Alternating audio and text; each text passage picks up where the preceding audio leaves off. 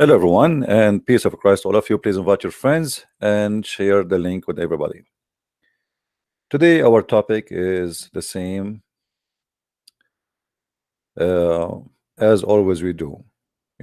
We try our best to explain to Muslims that deception is not the way to make people believe, because sooner or later people will find out. You are not the only one in the internet, and you are not the only one who have a mouth, but you are the only one who promote his religion by lies, and that is your weakness. If you can convert somebody into Islam by telling the truth, then I think that will be a solid method to make somebody stay as a Muslim.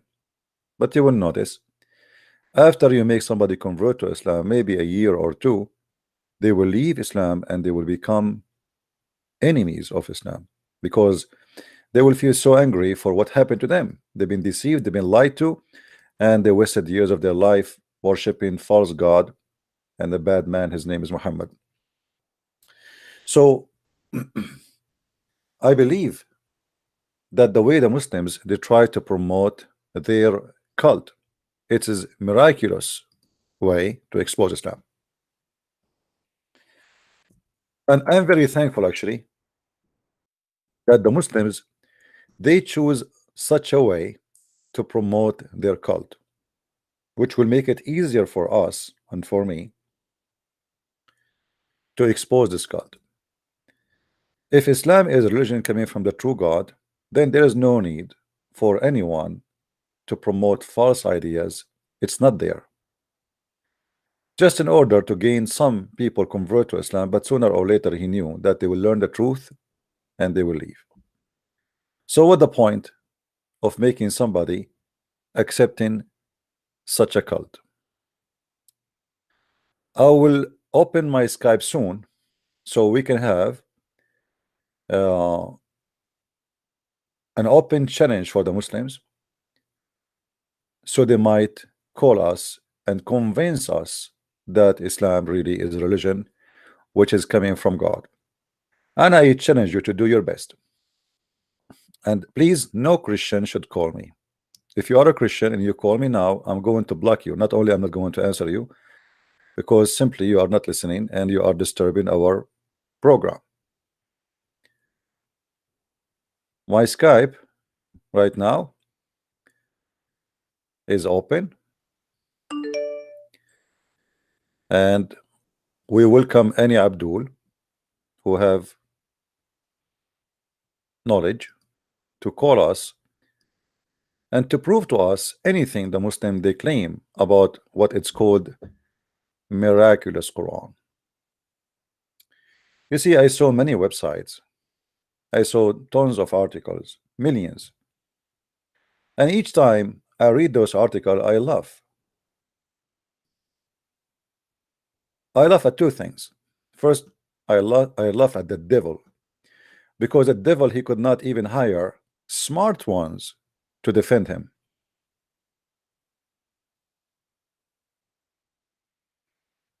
And here and now we prove it every day.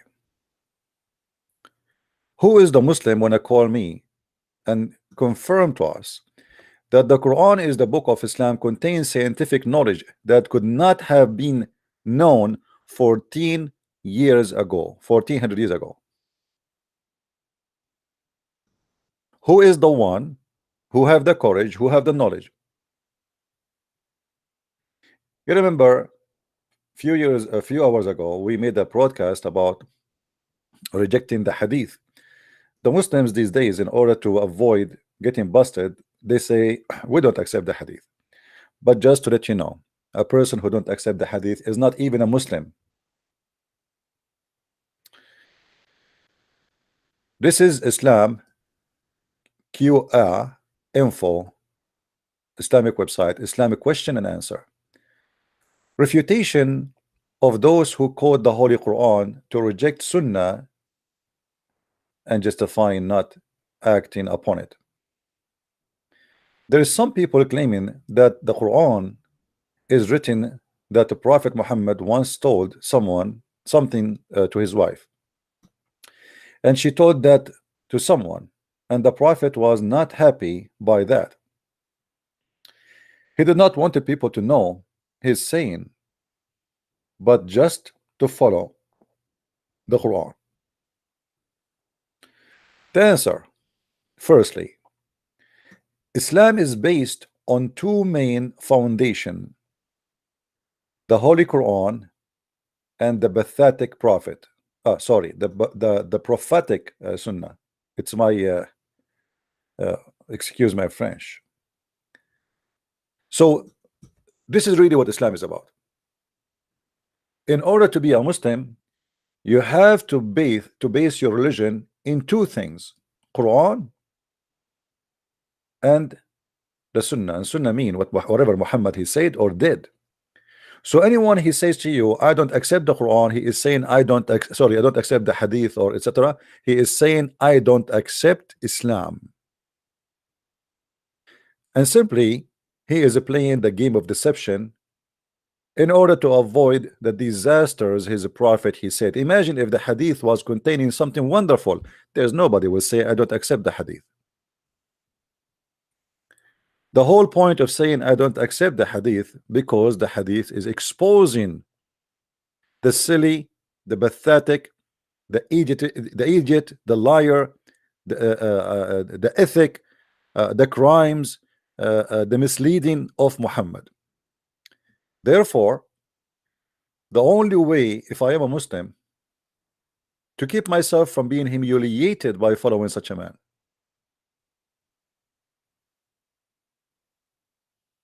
Ustaz responding to you in the show. Who is Ustaz? This guy, he do not know even two words. If you want, he can call me. The Nigerian guy. Ustaz. And he called himself Ustaz. You know, the sign of a scumbag is the one who give himself a title.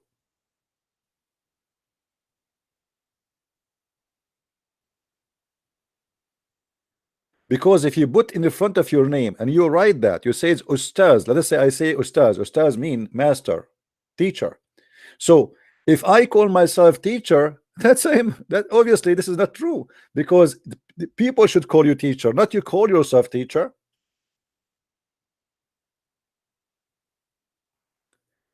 My friend, those people there, they are scamming the poor Nigerian people to take their money. This guy, he have nothing to do in life, wearing a suit where people in Africa, they are dying from hunger, and he have a microphone and he's making himself Ustaz, but he cannot speak about two things. And the guy himself, he got himself busted. He said he agree with the Bible against the Quran, and Nasara are not people who Quran mentioned them as the Messiah says Ansari. He said they are coming from the word Nazarite, which means the Bible is saying the truth and Islam is a lie. All those who claim to be teachers these days, they are not. And here we go. I don't mind if you call me. If you like to call me, he can call me. All right. If you want to call, the stream is frozen. No, the stream is going fine. Okay, my friend, just refresh your page. What I can do, I mean, this is YouTube.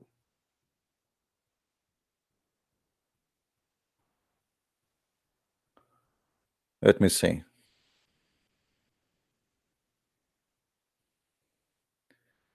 So you don't hear me now?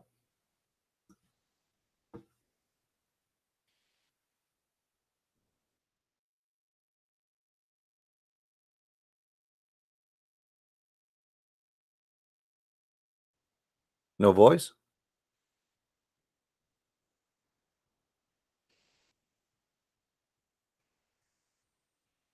Mm,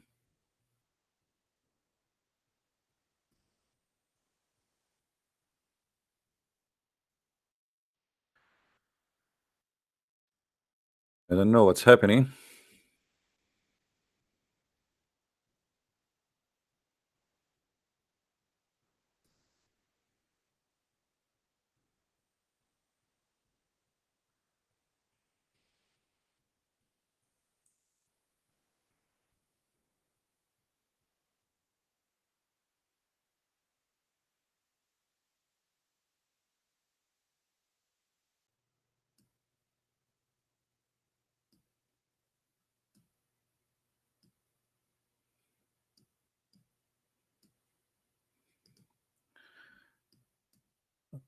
I hope the voice is coming now.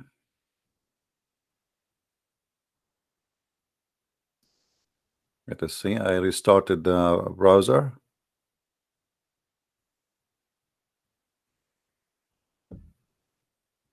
Is it all right now?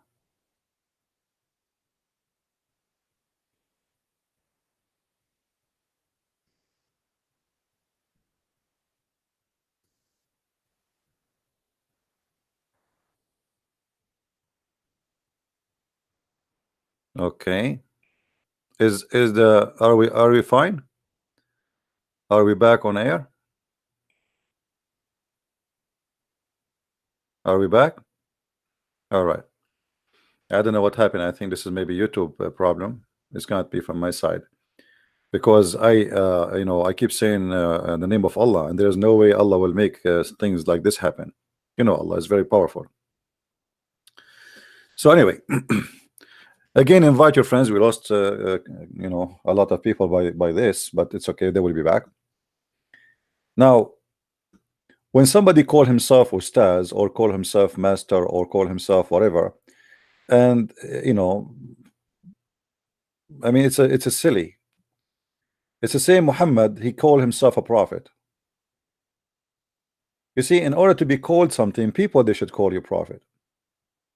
Muhammad, he claimed he called himself a prophet, but if we go and examine anything Muhammad he said, we will die laughing at his prophecy.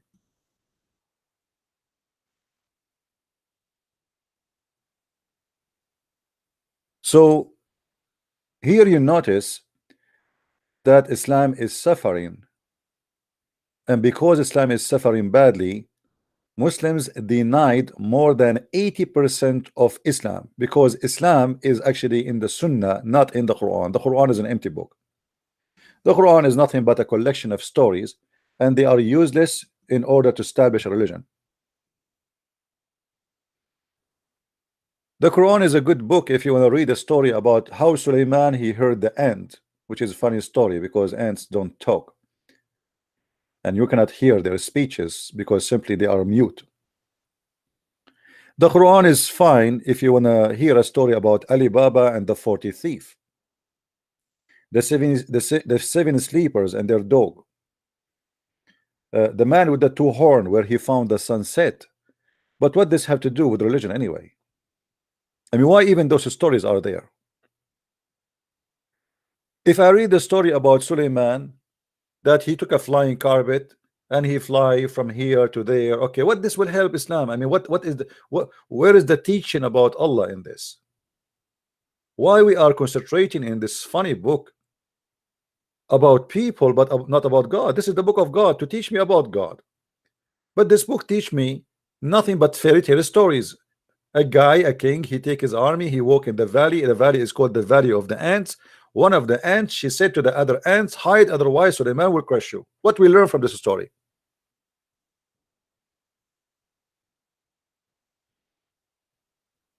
Is that will show me the glory of God? This is will show me the stupidity of this God. Because who in the world will believe in such a story? There's no wisdom in it. There's no reality in it. And it's against even the basic science. If we go in the Quran, just to show you when the Muslims they speak about miraculous, let us see the miraculous.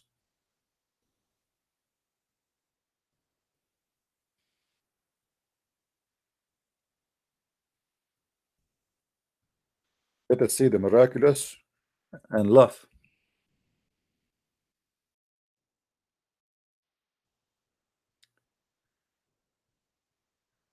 If we go to the chapter of, actually it's called the chapter of the ants. The chapter of the ants. I mean,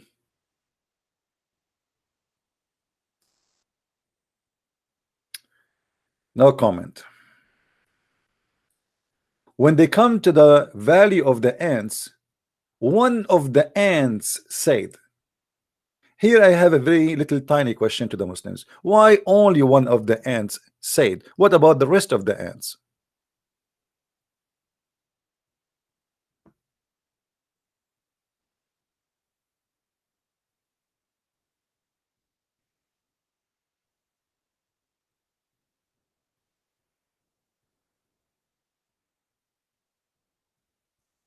Hmm? The valley of the ants. A valley full of ants. Solomon, he heard only one ant. Why? This is the only ant is using cell phone. This is the only ant was talking.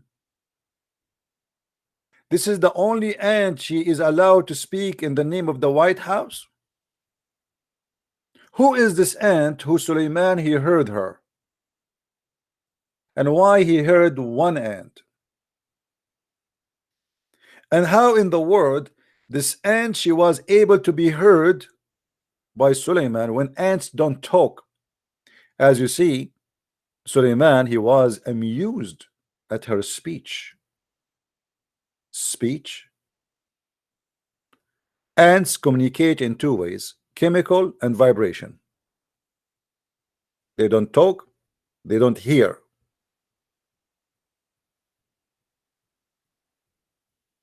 And to make it more funny, the ant she said to the ant, hide, oh you ant, get into your habitations, lest Solomon and his host crush you. How she knew the name of Solomon? So for sure I have to say this is a miraculous Quran. It's a miracle. This ant must be a prophet of God too. She was inspired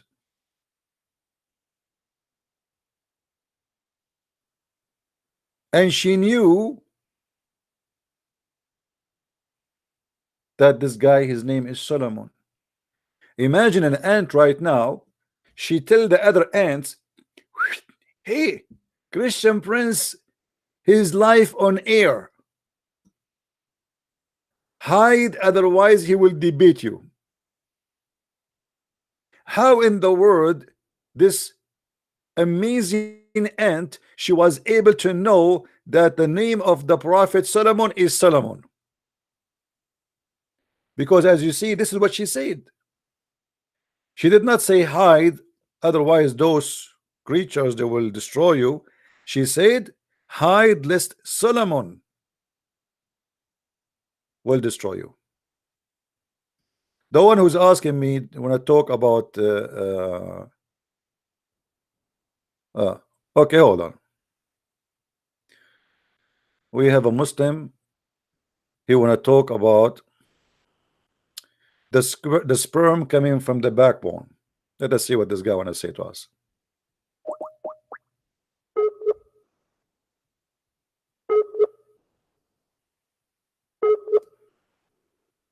Answer, Abdul.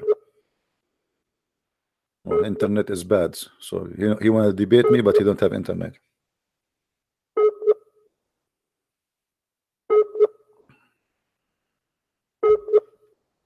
All right. So as you see, this is the miraculous Quran.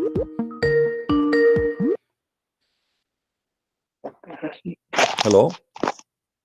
Hello, yeah. Yes, my friend. You said you want to tell me about the sperm coming from the backbone, and you said I give ضعيف hadith. Yeah. Yes, I won't talk about it. Yeah, sperm comes from the back. Yeah. Okay. Yeah. Yeah, that's true. But my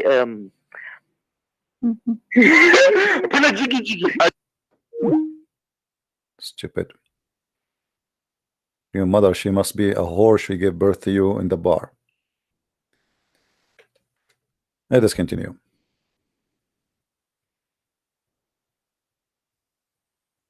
As you see, this is how trashy they are. Trashy, low class, they have no dignity. And obviously, you are not coming from a good mother. Otherwise, she will not have such a son like you. The good tree give good fruits. You are a son of a poison tree. Both your parents, they are horrible and they did a very bad job. So keep doing what you are doing. You are just representing your family. I am control to the class option research papers. No.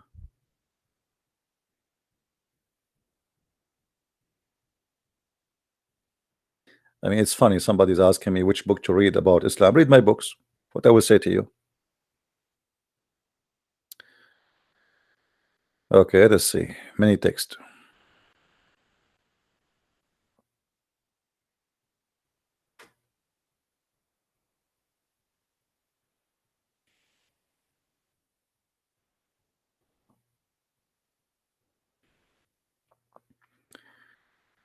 Too many text, but none of them is useless. I mean, useful. Uh, don't send me text, guys, saying thank you, please. Don't send me. We appreciate you. I'm not waiting for those texts. Don't, please. You want to say that? You can say that in the chat.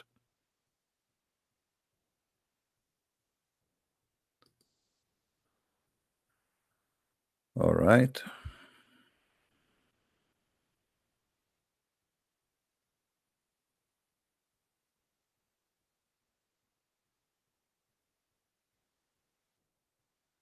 Somebody is an ex-Muslim. He want to talk about himself. Maybe wrong time. Not yet. Okay.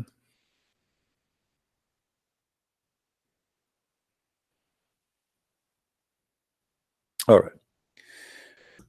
So not even a single person from Skype is good to, you know. And I said many times, please don't send me tons of text. You are wasting my time and your time.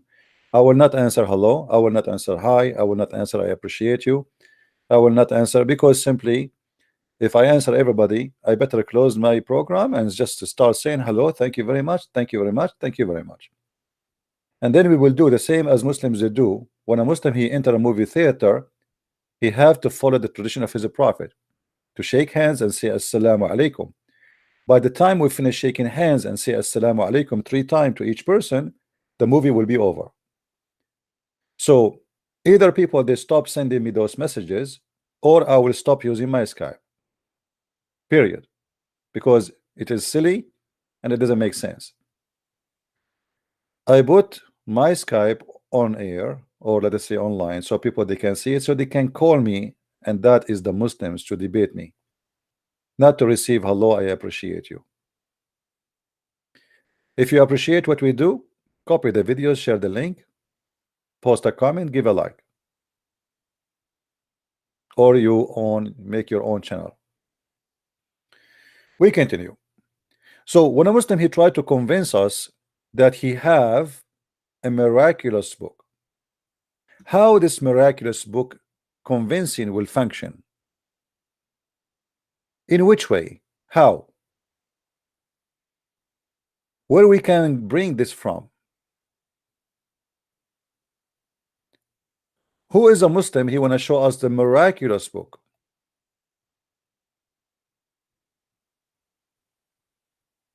This is not miraculous. This is a full book full of stories. It's not even good for kids. A prophet who God taught him the language of the birds. The language of what? The bird. Okay, he taught him the language of the birds. So how he understand the language of the ants?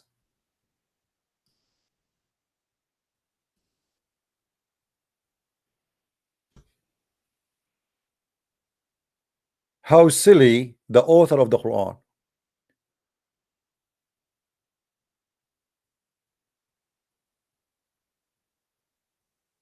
Imagine I say that I learned the language of the chicken, and then I say to you, I heard the crocodile saying something. Well, my God, he taught me the language of the chicken.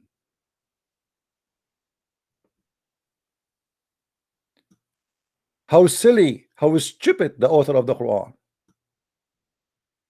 So when Muhammad he spoke that his God he taught Sulaiman the language of the birds, he was preparing us to know why he was able to speak, or sorry, to hear the ant and understand the ant, but the ants are not birds. Are they?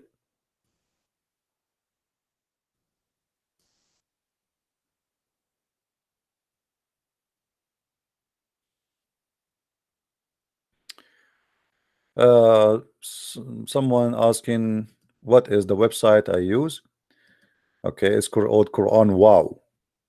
Actually, they chose the right name for the Quran. This is the website I use. This is an Islamic website for sure. Okay, here we go. So here you notice that the miraculous Quran is the most silly, most stupid book, which does not make sense. Contradiction in less than 20 words. Many contradiction in less than 3 lines. How this can be the book of God, and how this book can be miraculous. My God, he taught me the language of the ants, but yet I can understand. Sorry, he taught me the language of the birds, but I understand the ants.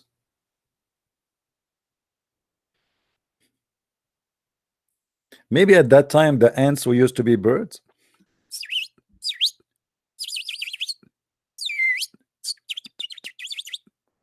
This is the ant talking.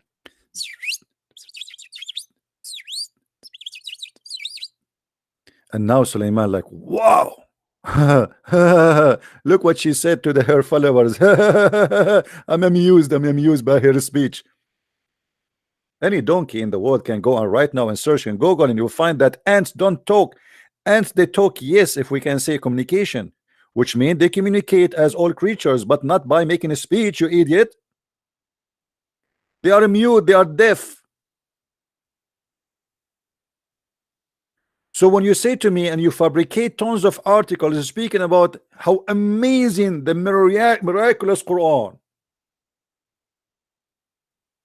I say yes. It's a miracle that the Quran made a human being like you, such a donkey, to believe in a book like this. This is the only miracle I see.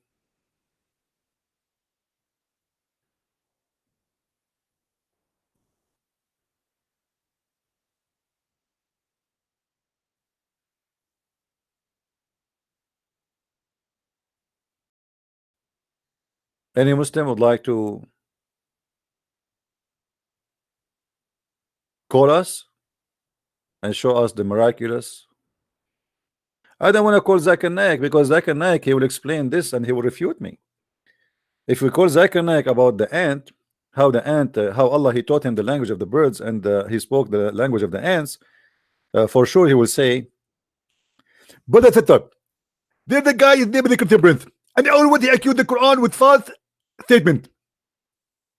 If you go to the Quran in chapter 27, verse number 16, it says that Allah, he taught Prophet Solomon the language of the birds. But this ignorant, he do not know that ants are considered to be birds. And actually, they even lay eggs. Why the ants lay eggs?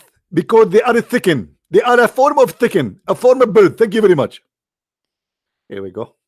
You want Zakir Naik? He gave it the answer. The proof that the ants are chickens, that because they lay eggs. I mean, here we go. He refuted me. He got me busted. Why you ask me to call him? And do you see how fast he is in fabricating an answer? Unbelievable. Actually, to be honest, I'm the one who gave the answer, not him. This guy, he will never be able to come with an answer like this.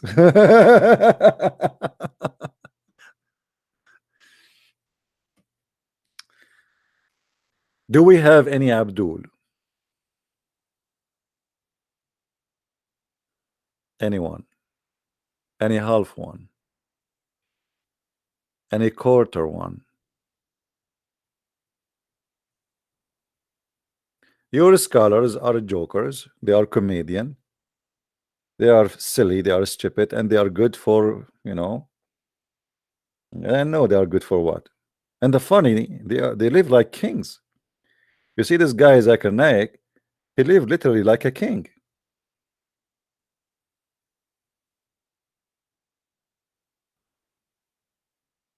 Islam is a great business if you try to defend Islam. Islam is a bad business if you attack it.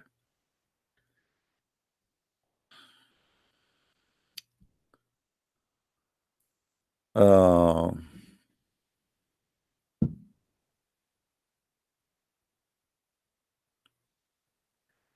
do we have any Abdul?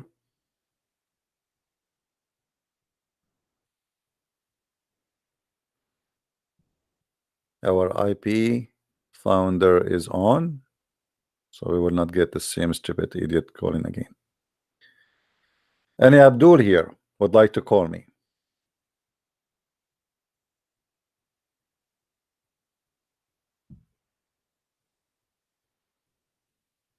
Anyone?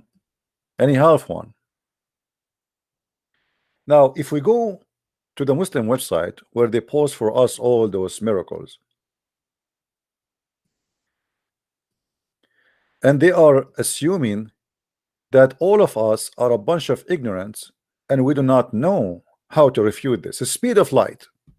Let us start from the first one. The Quran spoke about the speed of light. Are you sure? Let us see. The speed of the angels turned out to be the known speed of light. That's man, this is the speed of the angels turned to be the speed of the light. Why? How? Let us read together. Quran chapter 32 verse number 5. Allah rules the cosmic. Cosmic? Does it say really cosmic? What cosmic? Let it go, let it go. You change the translator, you will find there's no cosmic there, but let it go, let it go. Affair from the heaven to the earth.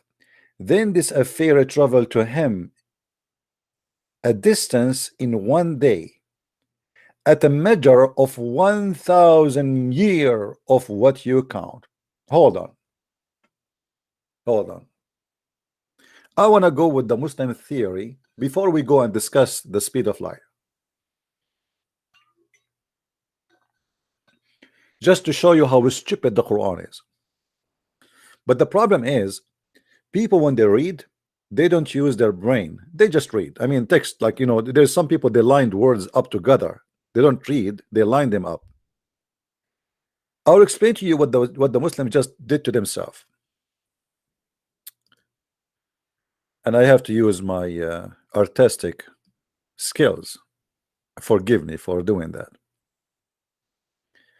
As long as the Muslims agree that there is a distance we can reach where we can find Allah, because they said that the angels take a distance, or guys, you lost me. Do you see my screen, guys? Before you ask me if you are if the why it's not coming, refresh your page if your page is not working. Guys, am I heard? Is my screen showing? Okay. So before you text me, please just refresh the page, see if it is you, or ask people in the text. Don't ask me, is it me only? Ask people in the text, is it me, guys, only? I don't see him. Why do you want to ask me? Here we go. We made everybody now say the same words just to know if this is true or not. Text in the chat, ask, guys, I don't see him, is it working for you? They will answer you. Now, as long as the Muslims, they say that the angels, they reach to Allah in a distance which is equal to one day to Allah, which is 1,000 years for us. That's mean. And I want the Muslims to try to use their brain for once in their lifetime if they have a brain. So here is the angels.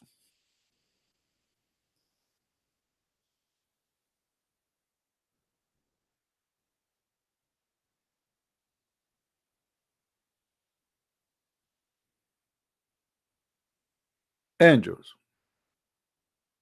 This is Jibril. I'm going to call him Gigi. Gigi, like the guy who is a stupid loser, who his mom, she did not teach him how to behave. So Gigi, he wanna go up to he come to the earth, and now he wanna go up to Allah. And Gigi will take him a distance of 1,000 year of our time to reach to Allah. And here is Allah.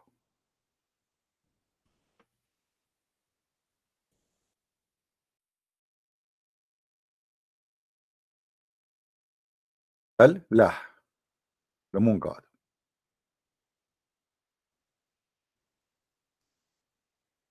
As long the Muslims they accept such a thing, they accepted that if we go with the speed of light for 1,000 year, we arrive to Allah. That's mean we knew where is the location of Allah. Correct, guys?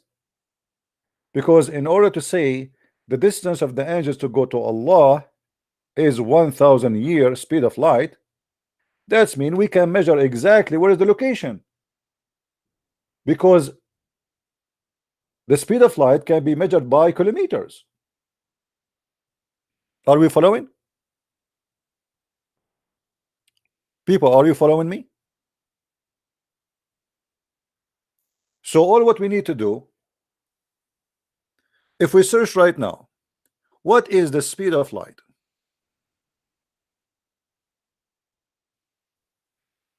Speed of light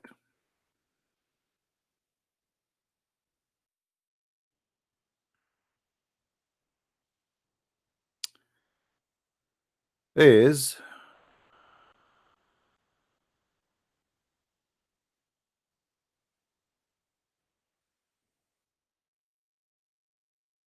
let us use kilometer. This is the speed of light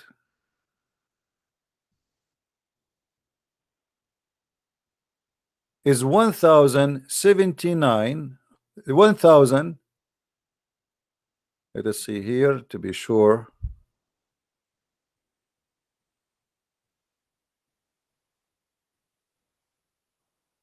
Okay, hold on. I'm just looking in the internet. For me, I'm not a scientist. So the speed of light is 300,000 kilometer a second. 300,000 kilometer a second. So if we x that, like this is need a mathematic to see how many a day. Let us see speed of light in 1 day.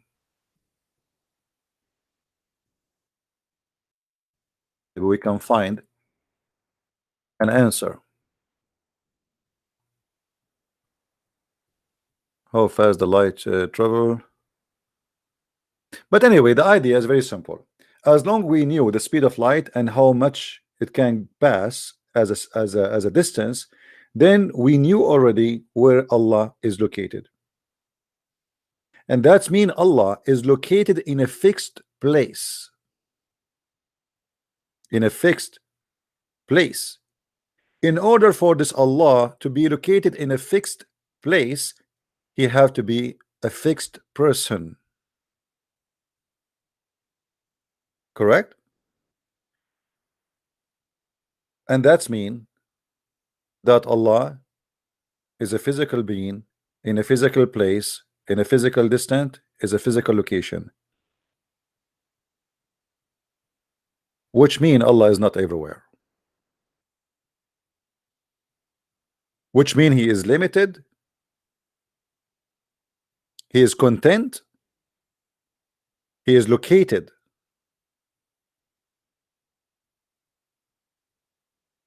And he don't move. Same time, when the angels They go in the speed of light, according to the Muslims, and take them 1,000 years.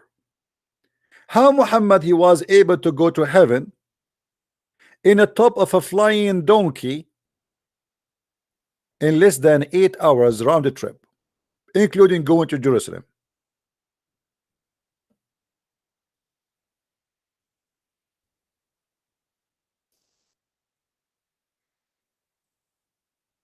$1,000 will take the angels just to go up. To go down again is another 1,000 years. So 1,000 years to go up, 1,000 years to go down. That the total of 2,000 years. Yet Muhammad he claimed he went to Allah in the top of a donkey, and he was able to go there in less than 8 hours and come back. And his way, he did not even stop in Mecca. When he was coming back, he stopped in Jerusalem supposedly. So here we find that Muslims, they are trying to create from fictions what something they can use as science. Now we go back to the article so we can laugh more.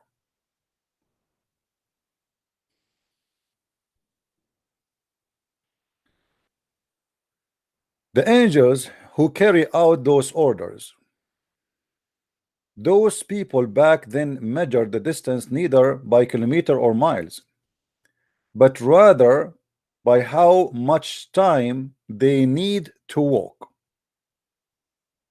By what? How much time they need to walk. But if you notice here with me in the verse, it doesn't talk about the distance, it talk about time. Or what it's saying that it take 1,000 years of our counting for the angels to go down to go to Allah, which is 1 day for Allah. And here we have another problem. In the Old Testament, there's a metaphorical statement where it says that 1 day for you is the same, 1,000 years for you is the same as one day for God. But this is metaphorical. This is not about, because there's no time for God. Muhammad he copied that and he tried to make a story out of it and he put it in the Quran, and now it became funny. Why? Because if 1 day is equal to Allah time, as they explained to us in this article, that means Allah is included in the time. In order for 1 day for Allah to go, 1,000 years for us they go. That's mean Allah have time, we have time, but the time of Allah is a lot faster, for us is a lot slower. The difference between us and them and Allah, that 1 day for him is equal to 1,000 years of our time. But that will not change the fact that Allah now is under the force of nature, and he himself, he like encounter something called time, and he have a day for him. If we go to different verse in the Quran, we will find something more funny and more stupid, contradicting what the Muslims try to say. I did not read the article yet, but we will go there and we will show you, because in the whole article there's nothing about the light speed. I mean, do you see anyone? I will give you the link, and if somebody can show me where they got the light speed, how they notice that the angels they have the light of speed, I have no idea. Because in order to know what is the speed they pass to make it equal to the speed of light, then we have to know how much a distance they pass. Do you know the distance of Allah? You know what I mean? Or what we have in this statement here, that 1 day for Allah is equal to 1,000 years of your time, and that would take the angels to go up to heaven. But this is mean that it take a 1,000 year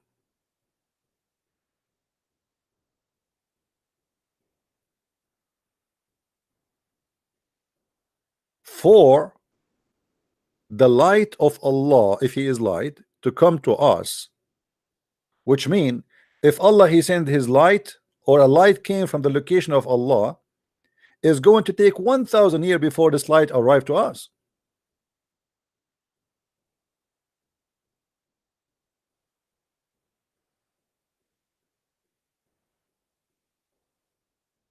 And that would be very funny, because simply the second you say to me that it's going to take 1,000 years for the light to come, we find out the location, and nowhere in the verse is speaking about such a thing.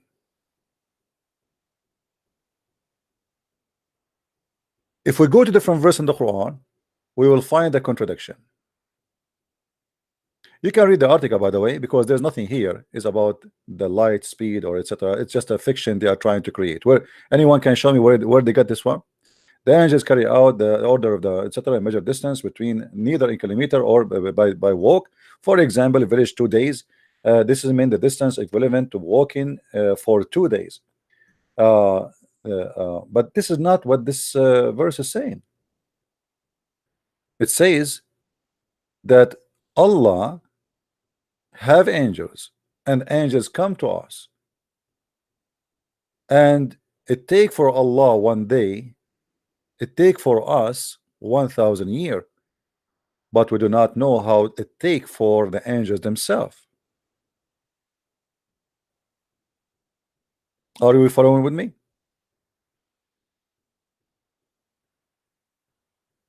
According to science,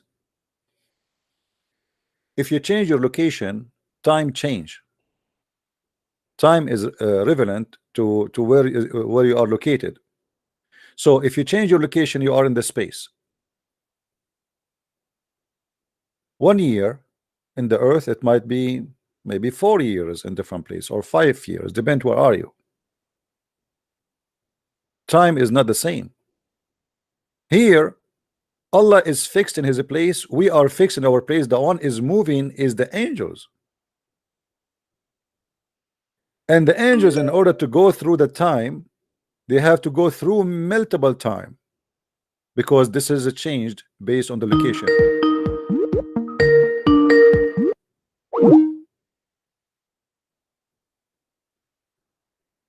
Time change based on the location. Same time, the Quran give us a contradiction, because in different verse in the Quran, Muhammad he said that the distance between Allah and the earth is 50,000 years.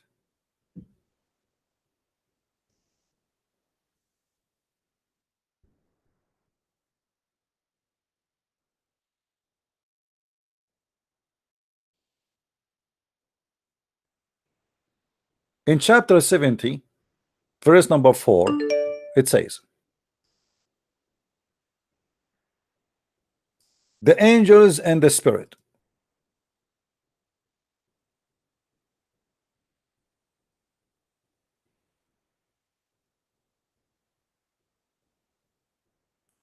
ascend into him in a day, the measure wherefore as 50,000 years.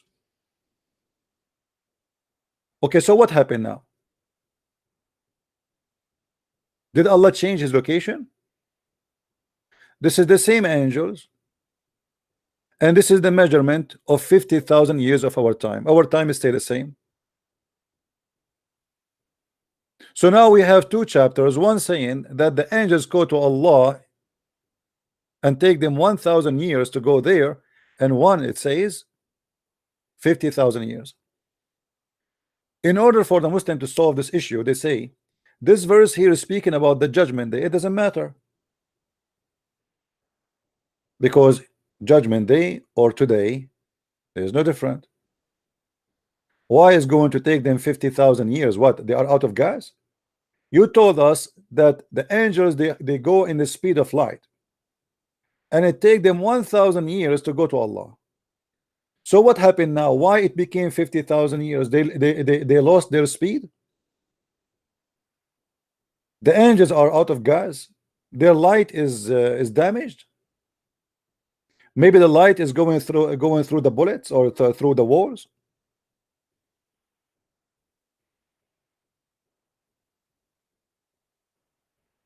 You know what I'm saying, my friend?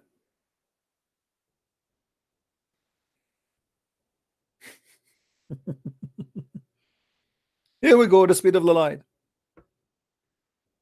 So why the Muslim they choose that verse to say this about the speed of light, not this one, where none of them is speaking about light?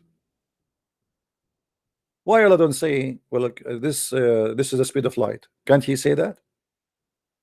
We go back to the article and laugh again at more contradictions.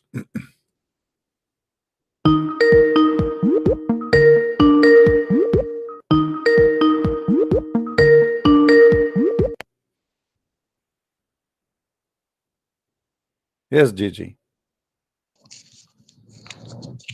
Hello, can you hear me? Oh, this is not Gigi. Oh, well, yes, I hear you. Yes, I want to reject Islam. You want to reject Islam? Yes, I want to reject Islam. Why you want to reject Islam?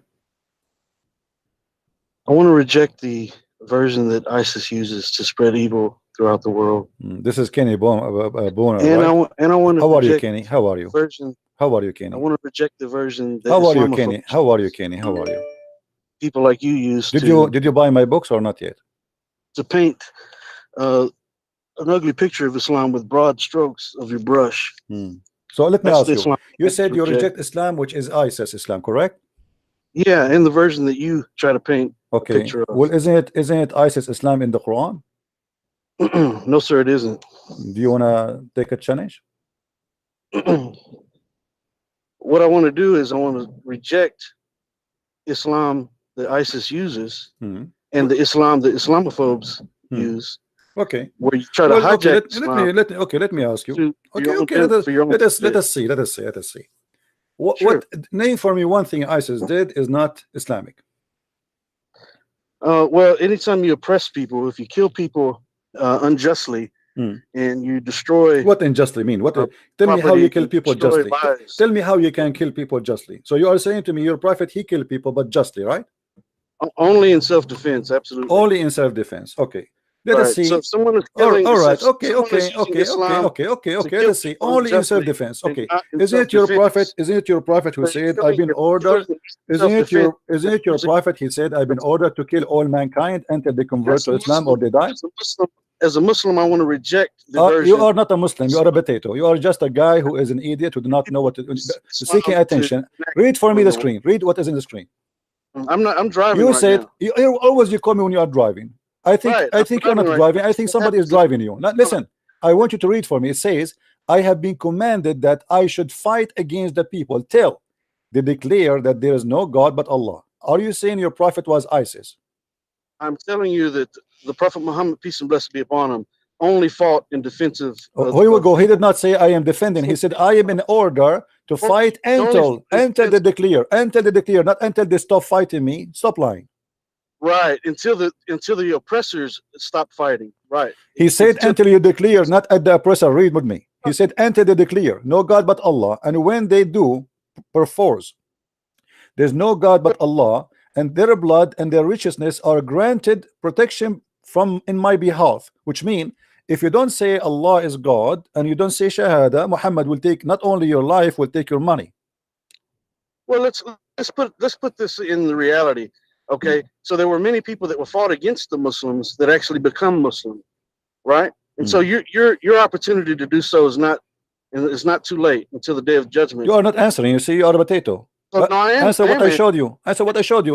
Did your prophet said I've been commanded to kill all mankind until they say Islam is the only religion? Yes or no? Was sent as a mercy to all of mankind. What mercy? And okay, answer me. Why you don't answer? I showed you what your prophet said. I want you to answer that. Go ahead. The Prophet Muhammad, peace and blessings be upon him, instructed the Muslims to fight only in just cause. That means against oppression. This is just call. Just call. Anyone who rejects Islam, anyone who rejects Islam is in war with Allah. Anyone who rejects Islam. There were many people around the Prophet and the Sahaba, peace and blessings be upon them, that rejected Islam. He killed them all. All who reject Islam, either they are killed or you are a liar. Okay, let me ask you. Why there's no Christian? Why let me- there's no Christians? Why there's no Christians? No Jews left in the Arabian Peninsula? There are Christians and Jews in the Arabian Peninsula. Who is the donkey? He said that to you. Look, if you don't know facts, I can't. I'm not going to debate it with you about. You know the facts. facts. Okay, so you are saying to me your prophet is a liar because your prophet said, read the hadith with me. It says, I will expel the Jews and the Christians from the Arabian Peninsula. Fighting and oppressing the Muslims. Don't stop lying. No, he said, I will expel the Jews and the Christians from the Arabian Peninsula, and I will not leave any but Muslims. The ones that were oppressing the Muslims. Abdul, you are a big fat potato. Read the hadith. Show me where it says only those who fight. He says, I will expel the Jews and the Christians from the Arabian Peninsula. And now in Saudi Arabia, there's zero Christians, zero Jews, zero atheists, zero gays, zero lesbian. Correct?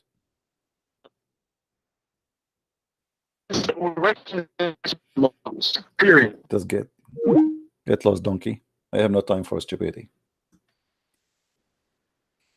And don't call me again. Wasting my time.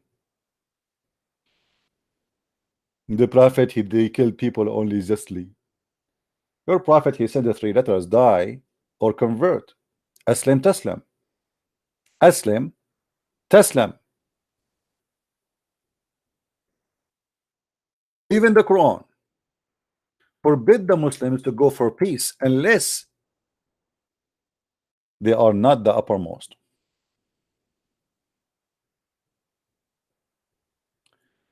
Let us see.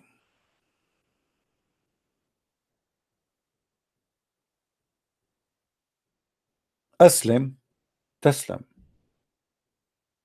Enter Islam and you will be safe. Enter Islam. Okay, and if I enter Islam, what will happen? You will be safe. Do you see it?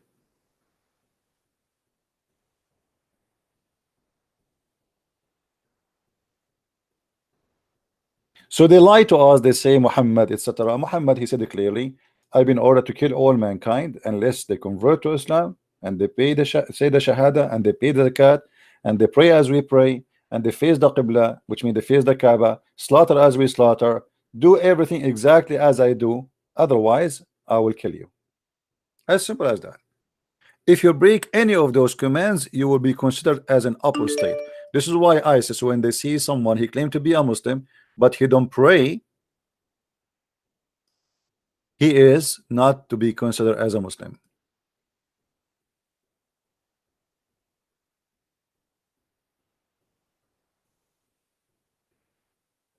And look who is somebody telling me this is Kenny Bomer, the American convert. Don't fall into his lies. You want to teach me who to convert to who Mr. Dan? You want to tell me who is the one? I mean, what about you take my place and tell me what to talk to, how to talk to people?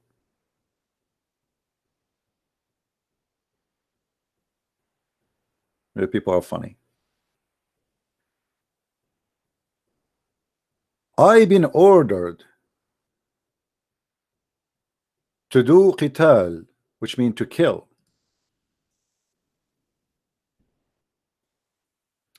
Let us see the command of the prophet. And maybe you saw ISIS putting chains in the necks of people. You are the best of the people ever raised up for benefit of mankind. Between two bracket, benefit of mankind. Okay, what is the benefit of mankind? The prophet of Allah. And then he quote for us at chapter 3 verse 110.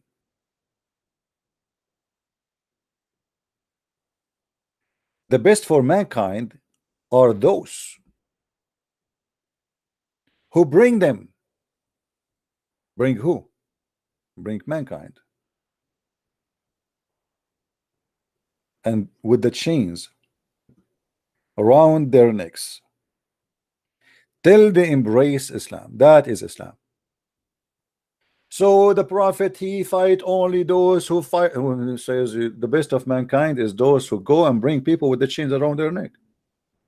All people. The benefit of mankind. Who is the ones that target to bring them with the chains? Mankind. In order to do what? Just to make them agree that Muhammad is a prophet. This man, he subdued all manpower to worship him and make himself equal to God. So he make hundreds of millions of idiots to go for war for one target, to surrender to Muhammad, who is dead in the ground, and he is a dust, and he smelled like poo-poo when he died. And yet you will see a scumbag calling us and says, I reject the version of ISIS. Is this ISIS or this is your prophet? Are we making things up? Is that hadith is da'if? This is Sahih al-Bukhari. Da'if, brother, da'if. This is da'if, brother. I reject the hadith. It's da'if. Isn't it the Quran said that Allah he ordered to cut the necks and fingertips of the disbelievers? Isn't it the Quran says crucify them and cut their hands?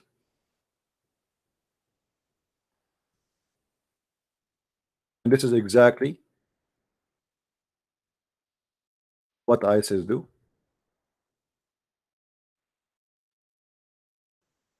When you hear a verse like this saying the punishment of those who wage war against Allah, you think that they are really waging war. This is not about war. Go and read the story behind it. Nobody waged war.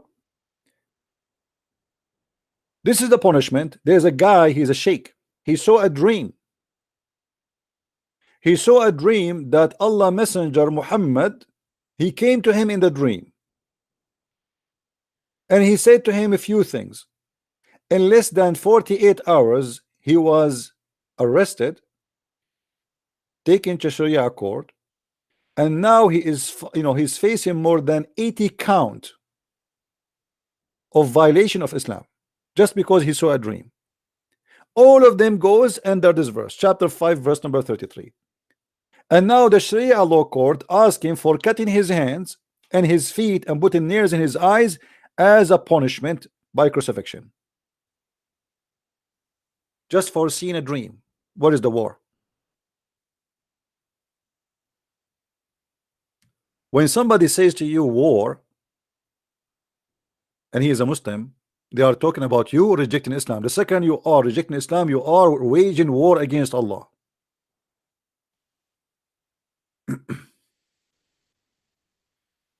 Who is the enemy of Allah in the Quran?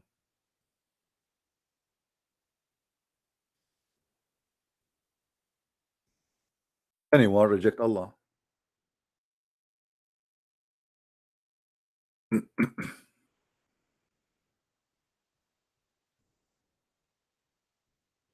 Whoever is the enemy of Allah and his angels and messengers, to Jibreel and Mikael,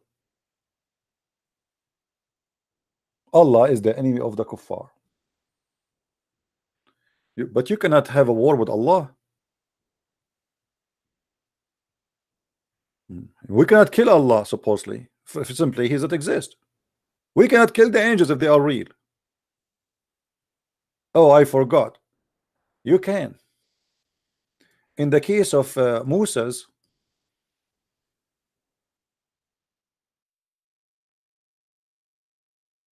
when the angel of death came to Moses,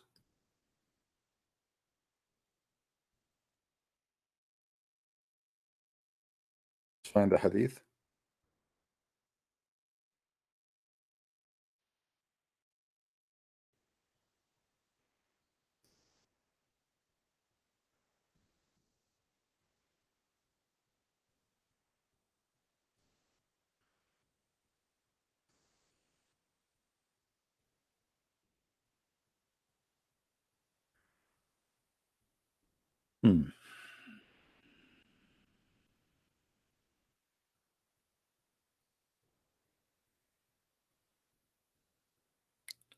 Let us see where we can find it.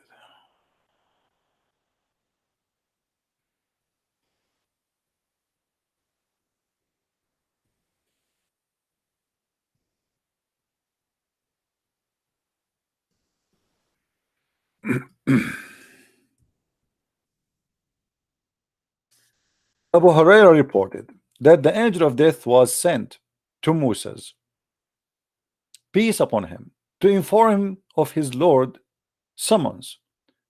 When he came, Moses boxed him on, and his eyes was knocked out. What the heck? Moses, he was doing boxing with the angel of death, Azrael. The angel of death came out back to Allah. This is the miraculous Muhammad and the miraculous Quran and the miraculous stories of this cult. Watch and laugh. So the angel of death came back to Allah and he said, you send me to a servant who do not want to die. What the heck? This guy Musa, he don't want to die. Allah restored his eye in its proper place. Boing. The poor angel, he was coming inside the house of Allah and his eye is coming out like boing, boing, boing, boing, boing. And Allah, what happened to you? What happened to your eye, idiot? You know, this Musa's, he have, you know, a black belt. He knocked my eye and he took it out. And it, look, my eye is broken. And not only, actually, there's different hadith says he knocked his eyes and he broke his wing. So now the guy, he have one wing is broken. So he knocked his eye and he went to Allah, and Allah, he restored his eye back in the proper place, which is in his nose or between his eyebrows, and revived his eyesight.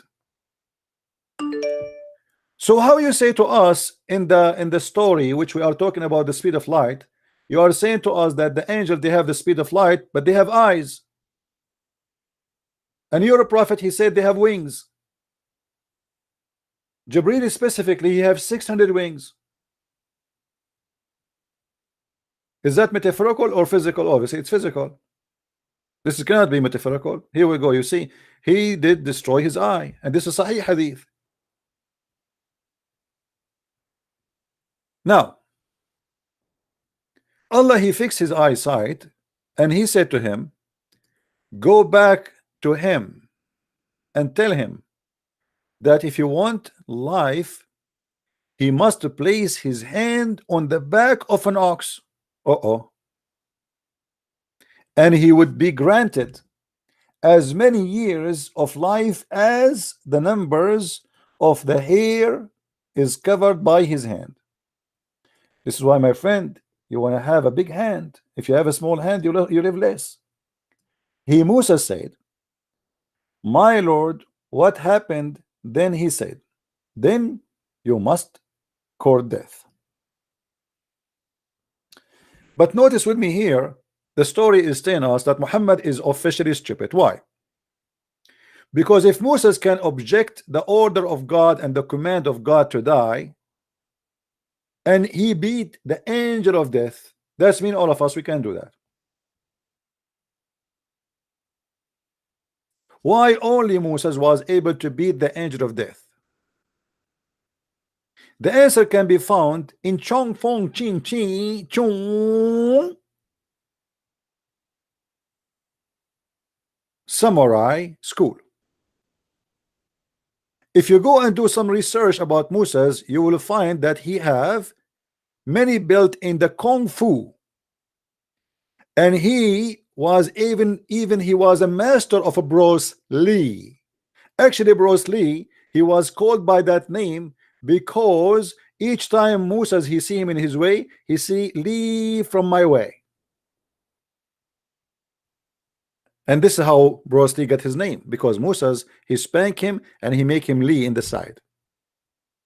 So the people, they call him Bruce Lee, which is coming from the word Moses Lee, because Moses in the Chinese language come as Bruce Lee, you know. So so Moses, he can beat the angel of death. Okay, I want to ask the Muslims here, why Moses don't beat the angel of death again and ask for more? Because as long Allah cannot kill him, as long he can kill the angel of death, as long Allah cannot accomplish death without the angel of death, and Moses can beat the heck of the angel of death. Why angels can kill Moses even in the future?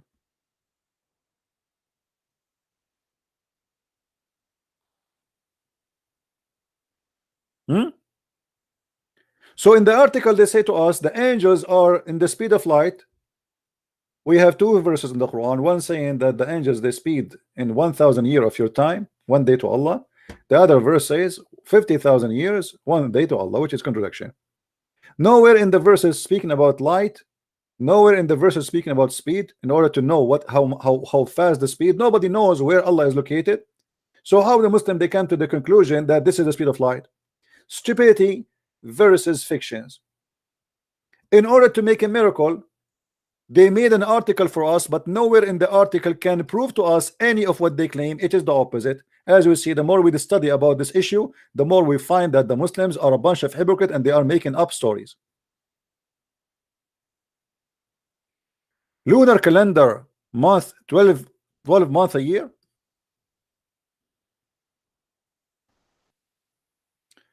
Read the article and love. By the way, why Allah he chose the 12 moon calendar a year?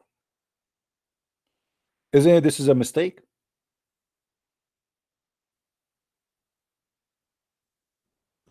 The lunar calendar is a wrong calendar. Can't Allah come with better calendar?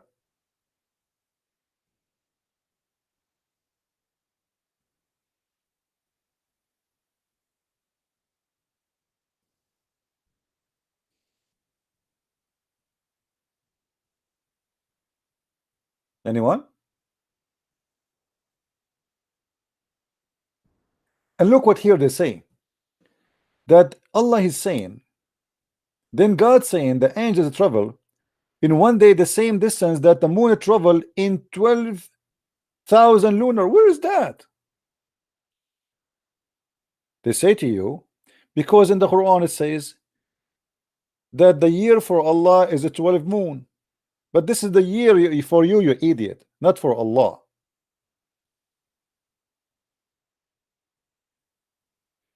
I mean, sometime, and if we go actually and we accept that this is for Allah, the Muslims they will lead us to something more nice. Look how they fabricate. They say to you that Allah in the Quran he says the year for Allah is a 12 month. But in order for us to believe that this is a year in the time and the location of Allah, that means Allah in his location there's a moon. He's not talking about our moon. But in fact he's talking about our moon. This is why he is adopting the 4 month. It's called the secured month, which is the Arab used to practice before Islam. The number of the months in the sight of Allah is a 12 in a year. Which year? Our year. We can go and read the interpretation. So ordained by him the day he created the heaven and the earth.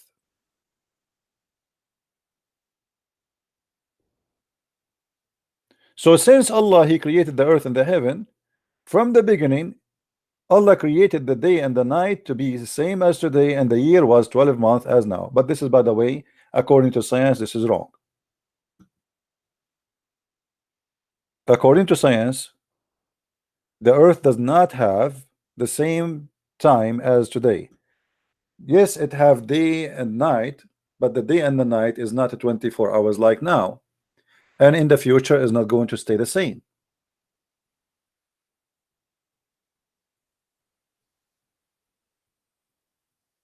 So the day and the night are not the same time. It is impossible that Allah is God, yet he says that for him a perfect year is a 12 lunar.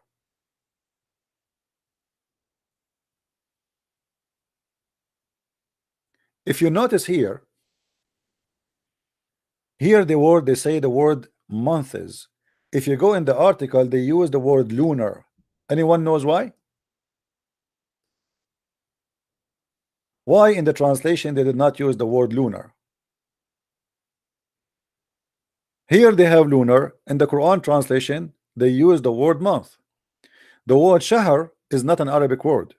This is an Aramaic and a Hebrew word in the same time. Shahr mean moon.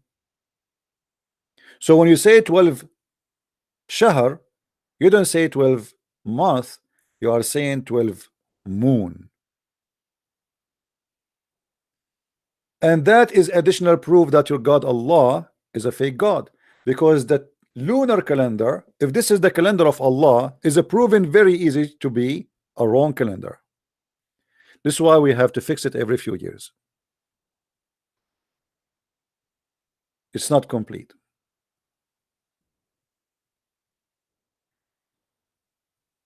Muhammad here was copying people around him who have the lunar calendar, including the Jews. The Sabian they have it, the Jews they have it, the Arab they have it, and Muhammad he follow what he learned from people behind him or before him. So in order to fabricate and to come with the speed of light, they have to make an article have nothing to do with reality, and it's far away from any truth. Neither the Quran says that, neither Muhammad says that, neither the Hadith says that, and even their article proving that they are false. Same time we showed you that the Quran bring us two dating. One, it says that Allah he deal with the earth and the heaven in a day equal to 1,000 years, as we see in chapter 32 verse number 5, and we showed you in chapter 70 verse number 4 it says the opposite, that the angels and the spirit ascended to him in a day in the measure wherefore as 50,000 years. If the angels they have a fixed speed of light, why here is taking them 50,000 years, and there they have 1,000 year as distance. Same time, Muhammad he received the chapter of Al-Fatiha today, let us say. As long the angels is going to take them 1,000 years to go up and 1,000 years to come down. That's mean in order for Muhammad to receive the second verse, the angels have to take them 2,000 years after they deliver the first verse. How Muhammad received the Quran then?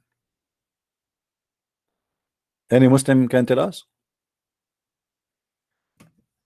When you say to me that the Quran says, not me saying that, the angels they take the command from Allah, as we see in the article, read and laugh with me. Allah rules. Okay, what does that mean? The command of Allah is given to the angels, and the angels will travel to do the command of Allah, and it take them 1,000 years to come to the earth.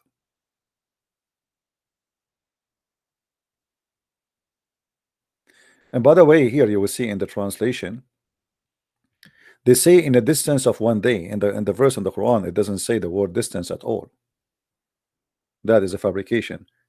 Chapter 32 verse number 5. Let us change the translator from the article to the website we are using. 32:5.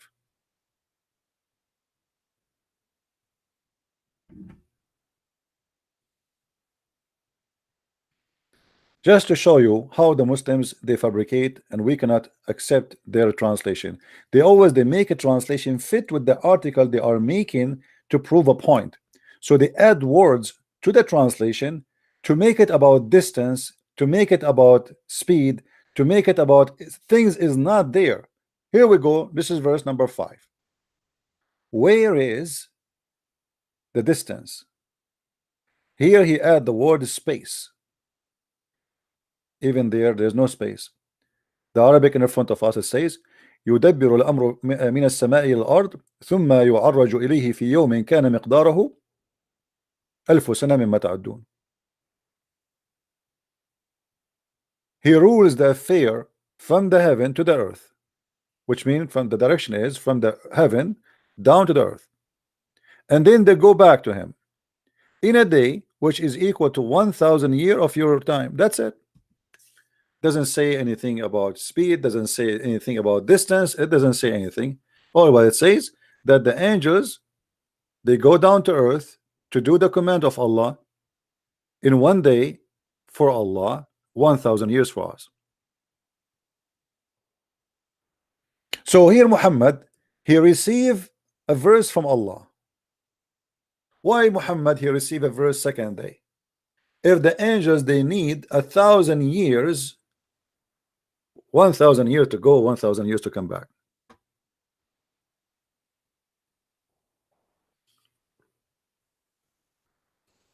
Any Muslim?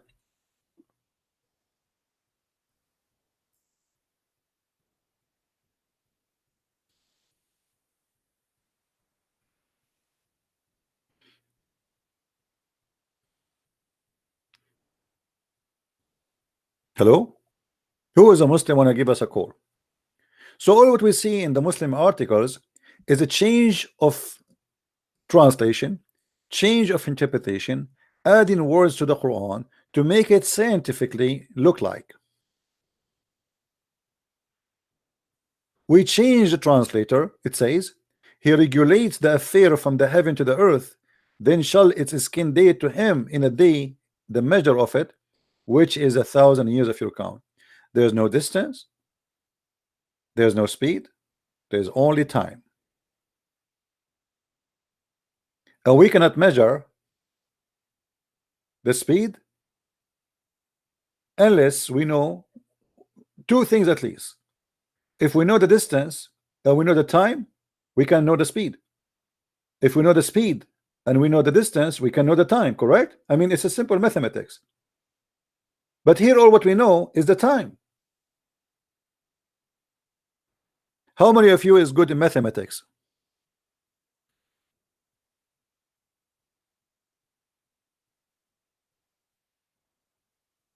So they lie and they fabricate and they add things is not even exist there. Let us see different fabricated miracle. Vision. Let us take one by one. Vision. A mysterious syndrome has been impairing astronomist vision on the International Space Station, causing untreatable. Okay, all right, okay. I'm not going to read the whole article. You read it, guys. But let's go to the Quran.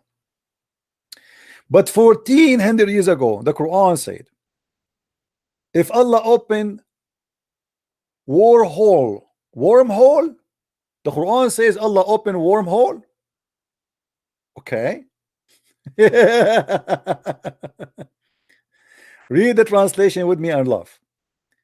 Even if we Allah open upon them from the heaven a door that they continued passing through, if they would say our sight is intoxicated, rather we have been bewitched.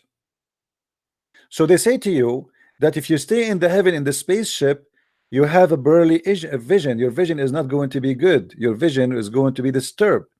And they say to you, look, Allah in the Quran says, when we open for them the door of the sky and they are going up to the sky, they will say, look like as if we are drunk and we don't see good. We think we are, and they're black magic. Read carefully what the Muslim they say here. Sakarat in Arabic mean getting drunk. Dizziness, nausea, and pearl of vision are common symptoms of getting drunk. Today we know that astronomers expire dizziness and nausea, pearl vision. Okay, hold on. If we go to the Quran and see the verses they are talking about, and we try to find out what the verse is talking about, all of us we will die laughing at the fiction of the Muslim try to create. Chapter 15, verse number 14 and 15. Let us go.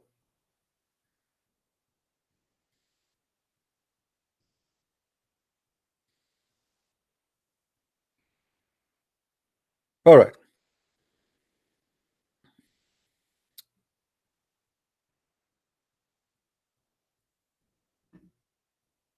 The same chapter they choose for us to speak about miraculous of pearly vision is speaking about something totally different.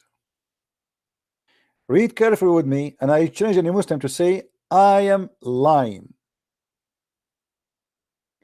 The one Allah is talking about is those who make fun of Islam, not those who go to heaven. Read carefully. We have sent without we have without doubt sent down the message, and we will assuredly guard it from corruption. But we know that the goat ate the Quran, and we know Omar, he said the Quran was 1,027,000 letter, and not even 20% or 30% of the Quran is left.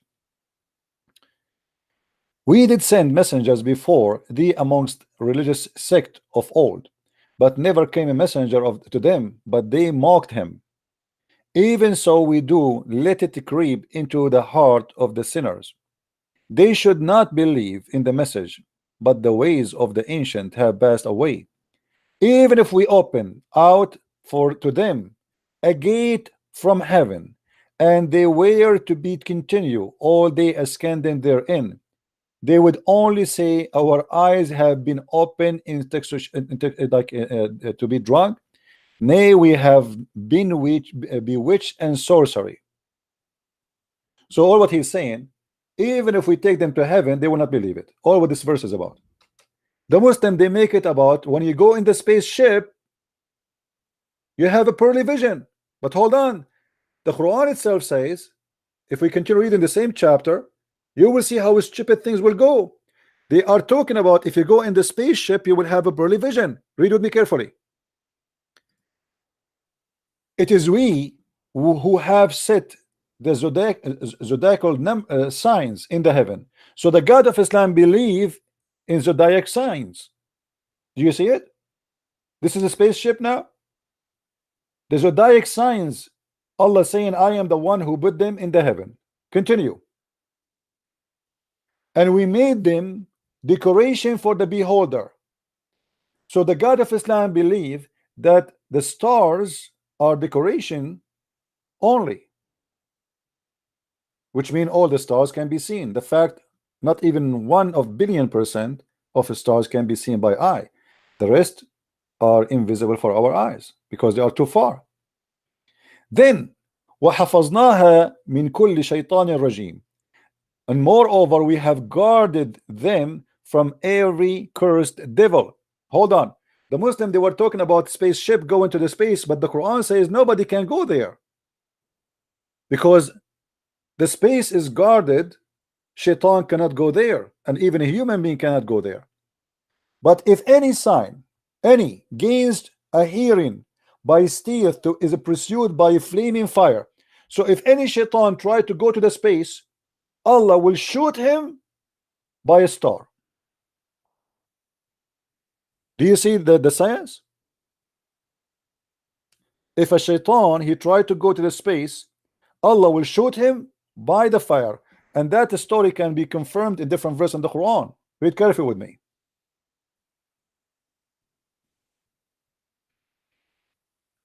You see how they try to speak about the spaceship? Allah predict the spaceship. Those who go in the space, they will have a pearly vision. In chapter 67, verse number 5, it says,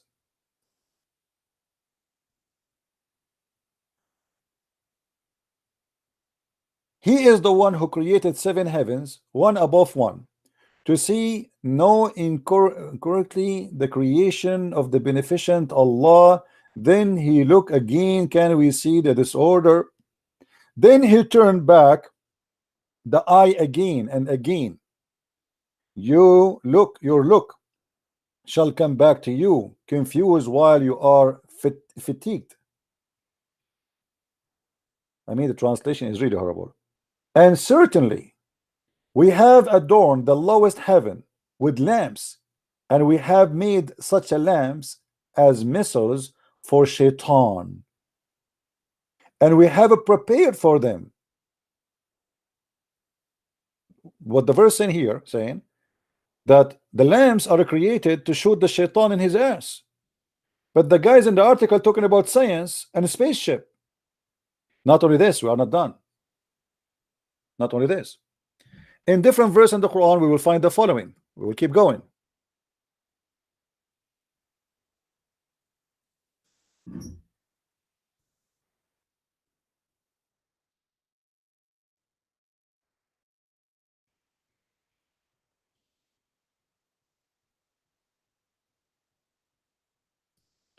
The Lord of the heaven and the earth, and what is between them, the Lord of the east.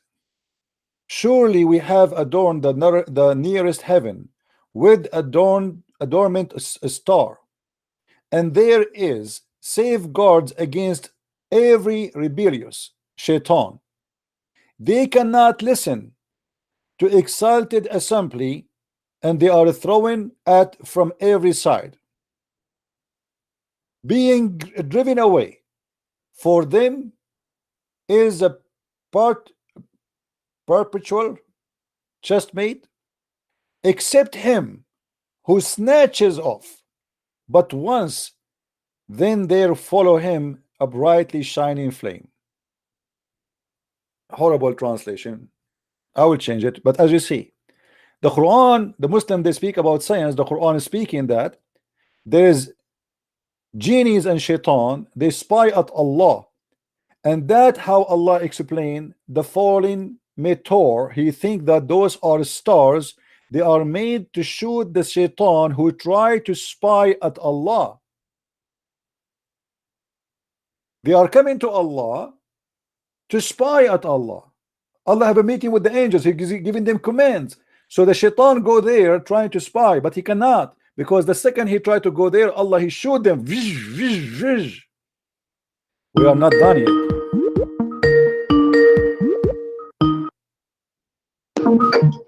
Hello? Hello, good evening. Yes, my friend. We hear you. Hello, yeah. My name is Ustaz Jana Degwa. All right, how I can help you? You know me now. Why you ask me that question? Sorry? Help me as well. Don't you remember me? No, I do not know you. Who are you? Connected us together last week. I don't hear And you, we my are friend. unable to finish our discussion. I don't say again what? I said last week I was connected to you Oh, are you the one who called himself Ustaz? by your first. Yeah. How are you, Ustaz? How are you doing? When did you block my boy today? I blocked what? Latif. Hello? You blocked Latif Hassan. Because he's a kid. He said he don't accept the hadith. Do you accept the hadith or not? I told you that day. I ask you, I'm asking you, don't change the topic, don't shut topic. You're asking me why you block this guy. This guy, he play game. He claimed first that he don't accept hadith. Do you agree that a Muslim can be a Muslim without accepting hadith? Yes or no? I will do to be accepted. It has not contradict the Quran. No, my friend, he did not say that. He said he don't accept the hadith. Anyone, he said I don't accept the hadith. He didn't tell you that. Okay. Okay, let me ask you. Okay, let me ask you. As long it does not contradict the Quran, I will go with you. Your prophet, he said the sun set in a murky water. Do you agree with that hadith? Is that what? Your prophet, he said the sun set in a murky water. Can you show me the trace in the Quran? Show you the verse in the Quran? The traces of the Quran here. All right, no problem. Do you see my screen with me? No. No. Okay, No. chapter 18, verse number 86. Read it for us. I'm on YouTube. I'm on Facebook. All right, chapter Let's see. 18, chapter 18, verse number 86. Chapter 18, Yes. verse number what? Hmm? Verse number what? 86. 86. 86.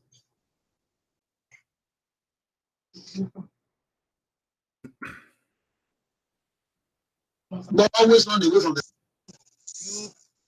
Sorry? Hello? Yeah. Why do you always run away from the Bible? Don't change the topic. Let's finish what we are talking about. Read the verse.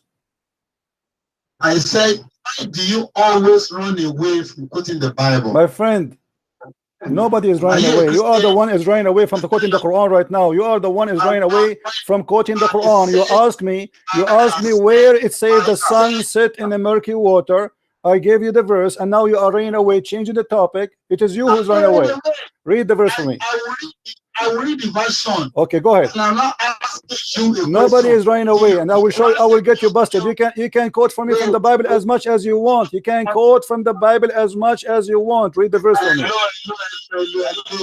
Read the verse for me. We are waiting for you, my friend. Go ahead. Now, let me take it from verse 83.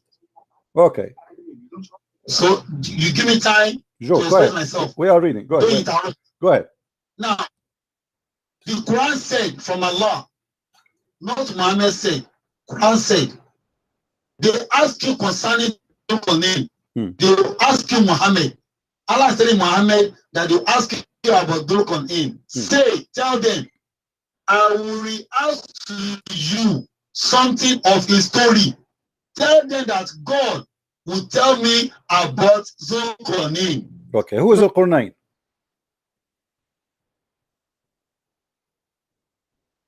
Who is Dhul-Qurnayn? And the means. My friend, do you hear me? Do you hear me? Do you hear me? Who is Dhul-Qurnayn? Who is this guy? Who is this guy? Before you continue, I'm letting you reading. It's okay. It's okay. We can stop for a second to tell me who is this guy first. Who is Dhul-Qurnayn? Let me finish. Who is Dhul-Qurnayn? Who is Dhul-Qurnayn? If you don't mind. Finish my. So you do not know who is Dhul-Qurnayn? Is that the answer? Do you know who is Dhul-Qurnayn, or you do not know? Let me read to the end, please. Okay, but you promised me you will tell me who is Dhul-Qurnayn, right? I said, please. Okay, go ahead. Go ahead. Now said, surely we established his power on earth. Okay. And we gave him the ways, means to all ends. 85. One such way he followed. 86. Until he reached the setting of the sun, he found it set in a spring of murky water. Near it he found a people. We said, don't condemn. You have authority either to punish them or to treat them with kindness. He said, whoever does wrong, him shall we punish. Then shall he be sent back to his Lord, and he will punish him with a punishment unheard of before. But whoever believes and work righteousness, he shall have a goodly reward, and easy will be his task as we order it by our command. So what are you asking me? My friend, you are very funny. I asked you why your God, he said, I asked you where your God said the water sit in the murky water. So you read the whole chapter, and now you're asking me what I'm asking you. So I was asking you two questions now, because you are the one who started reading from verses. Let me tell you what I'm asking you. Don't cut me. You see, you asked me to let you finish, and now you said to me, what are you asking me? Let me tell you what I'm asking you. First of all, who is Dhul-Qurnayn? Number two, how your God say that the sun sit in the murky water? The mic is yours. Who is Dhul-Qurnayn, and how the sun sit in the murky water? Go ahead. Dhul-Qurnayn is a messenger of God. Who is he? People. Who is he? So one day, yeah, a messenger of God. Who is he? Messenger of Allah. Who is he? Where he was? What is his language? What is his location? What his name? Who is he? I don't know his location. Okay, do you know what I don't know Al-Qurnayn? his location. Do you know what Al-Qurnayn mean? Do you know what Al-Qurnayn mean? Qur'an. Yeah, what Al-Qurnayn mean? Show me in the Quran the meaning. I'm asking you. You are the scholar. You call yourself Ustaz. So let us say I am a person from Nigeria. I'm a person from Nigeria, and you are the Ustaz. So if one of your students call you Mr. Ustaz, which means you claim to be a teacher, who is Zulqarnain and what Zulqarnain mean? What you will say to him? I've told you, Zulqarnain is a messenger of God. Who is he? Who is he? We got. He is a messenger of God. He in which nation? What language? What his name? Zulqarnain. Do you know what Zulqarnain mean? Meaning of what? What Zulqarnain meaning? The meaning in Arabic. What Zulqarnain mean? I don't know. You do not know, so you call yourself Ustaz. Zulqarnain mean the guy with the two horns. Let me teach you the one you call yourself Ustaz, which means you call yourself teacher and master. Zulqarnain. Let me answer you. Let me answer you, Nigerian boy. Boy, you are no Ustaz. You know nothing. You just said I do not know. So let me teach you. Zulqarnain in Arabic. Shut up. Let me answer you. Zulqarnain. Shut up. Let me talk. You do not know. You just said you do not know. Zulqarnain means. Let me talk, man. You don't act like a kid. You said you do not know. I know. Zulqarnain means the guy with the two horn. Why he was called the guy with the two horn? Do you know? Where is it written in the Quran? It's in here in front of you. Zulqarnain. This is what Qurnain mean. The guy with the two horn. Where in the Quran written that the meaning? It's in the front of you, you idiot. This is what the word mean in Arabic. Zulqarnain. This is what Al-Qurnain mean. This is what Al-Qurnain mean. I said, where in the Quran you found the meaning of my friend, this is the Arabic word. The Qurnain mean two horn. Are you stupid or what? In Arabic, the word Qurnain. Don't tell me what is the meaning. This is what it says. The Quran says. The Quran says the guy with the two horns. This is not a name, you idiot. You see, you claim to be a teacher, but you are a certified liar. Al-Qurnain in Arabic. Okay, let me show you. If I show you. What Al-Qurnain mean? I'm asking you. You claim to be a teacher. What Al-Qurnain mean? From the Arab word. Yeah. And what the word mean? And what the word mean two horn, correct? Is it an Arab man? Yes. How do you decide? Otherwise, hold on. It is an Arabic word. I don't care what it's an Arab man or not. The word is Zulqarnain, mean the guy with the two horn. Yes or no? Ibrahim is an Arabic word. Ibrahim. Abdul, listen, Abdul, I'm asking you now. I'm asking you. Shut up, you coward. Why Allah call him the guy with the two horn? Do you have an answer? I said you are a liar. Zulqarnain was never an Arab man. I am not saying he's an Arab. This is Alexander the Great, you idiot. This is Alexander the Great, you donkey. This is Alexander the Great. This is not an Arab. I am not saying he's an Arab. I am saying Zulqarnain is an Arabic word. Stop, donkey. Listen, donkey. Ustaz donkey. Listen, Zulqarnain. Okay, let me get you busted. What interpretation would you like me to read for you? What? Who? I said, is Zulqarnain an Arab man? No, this is Alexander the Great. You telling me now Zulqarnain means man with two horns in Arab word? I said in Arabic the word Qurnain mean the guy. Zulqarnain mean the guy with the two horn. You are a liar. I am a liar. Okay, I challenge you. Which interpretation you like me to read for you? What interpretation you like me to read for you? Wikipedia is not an Arab word. I ask you, what is the interpretation you like me to read for you? So that you gave is lie. I'm asking Abdul, what's wrong with you? Why you are scared? What interpretation you like me? What interpretation you like me to read for you? Stop playing games. Hello. You don't even know what I'm talking about. I asked you a question. Is Zulqarnain an Arab man? He said no. You are not given Arab meaning So what's he doing wrong? Abdul, is the Quran in Arabic or it's in the Greek?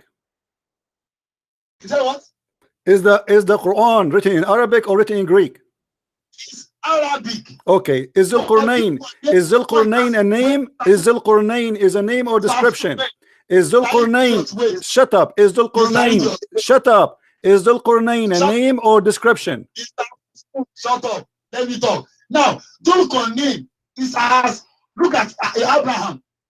Abraham was a great. Don't change the topic, Abdul. Don't change the topic. Is Zulqarnain a name? Is Zulqarnain a name or description? Is Zulqarnain a name or description?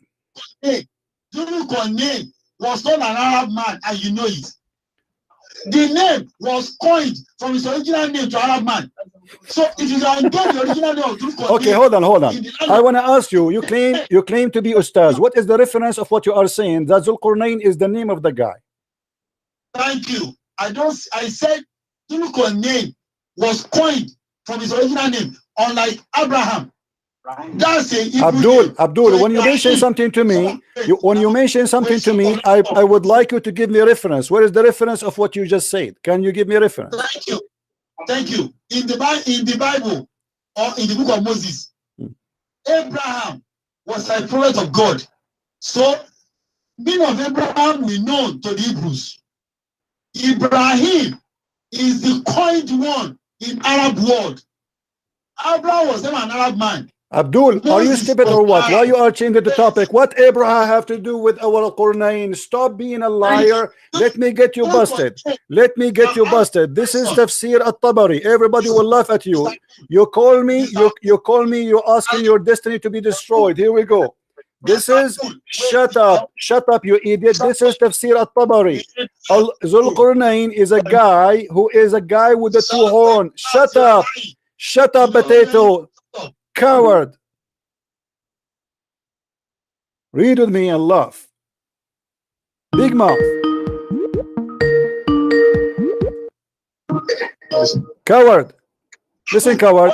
If you want to talk to me, you should let me talk. If you will not let me talk, we cannot talk. Do you agree? To let me talk or not? This is Tafsir at-Tabari. Is going to show everybody that you are a certified donkey. Read it for me. I challenge you. I gave you the link. It's in your Skype. Open it and read it. You do not know Arabic, you are a liar. And this is at-Tabari saying that Zulqarnain was given that description because they beat him twice in his head. Read it. You coward. Why you don't read it? Okay, read it for us. Read at-Tabari. No, read at-Tabari for me. Do you know how to read Arabic? My phone. Do you know how to read Arabic? I am on Facebook Live. I don't care. Do you know how to read Arabic? Read it. So that's why I said I can't see what you are reading. Read the Tafsir at-Tabari for the verse. Read Tafsir at-Tabari. This is Tafsir at-Tabari. I don't allow Tafsir. Tafsir is the perception of the writer. Oh, so Tafsir, okay, let us make it clear. So you agree that the Muslim Tafsir, all of it agree with me, and you are the only one have his own Tafsir. And because that is the only, back then. So let me ask you, if there is one Tafsir agree with your donkey, is there is one Tafsir in the world agree with you, Mr. Donkey Ustaz? You are a fool. If there is one Tafsir agree with you, are you saying to me that all Muslim scholars agree with me, but not even one scholar agree with you? As written it as an understanding. I want you claim to be Ustaz. When somebody says he's Ustaz, you have to give reference. Okay, where you are giving me your interpretation? Are you giving me your own interpretation? Obviously, yes. Your scholars, they say that this guy was called the man with the two horns because they hit him in his head first time he invited them to Islam, and he got a pimple in his head. It's called a horn. You told me about it. Let me ask you a question. Was it just to show idiots? Okay, Abdul. So the interpretation agree with me. Abdul, listen. Abdul, potato. Answer my question. Potato, stop, Did you stop. believe that Jesus was sent to the whole world? Get lost, donkey. Let your mama call me. And you say to me why I block them? Here we go. I will block you too. You don't let me talk. You don't change the topic. You are a coward. You are a potato. You do not know how to speak Arabic, and you don't agree with your scholars. And now you claim that you have your own interpretation, and you claim that Zulqarnain is a name, and not even a single Muslim in the world agree with that. Zulqarnain, this is what Arabic mean, the man with the two horn. You are a certified donkey trying to fool, scam the Nigerian people. We talk about Zulqarnain, you start talking about Abraham. We talk about the sun sitting in murky water, he start talking about Jesus. Potato, potato. So you say to me, why you block that idiot? He's idiot like you, liar like you. He said he don't accept the hadith. Not hadith contradict the Quran. And by the way, all the hadith contradict the Quran, because the Quran contradicts itself. However, if we show you a hadith not contradicting the Quran, you don't accept it. If we show you a hadith contradict the Quran, you accept it. As an example, mut'ah. The Quran says you do mut'ah, the hadith says don't do mut'ah. You say to us you don't accept the hadith contradict the Quran. There is tons of rules are abrogated in Islam. It is in the hadith, not in the Quran, which means this is a contradiction for the Quran. Stupidity. Now, if we go back where he refused to read for us, and you see he asked me to read 10 verses before and 10 verses after, but he did not answer the question how Zulqarnain, the guy with the two horn, found the sun setting in murky water.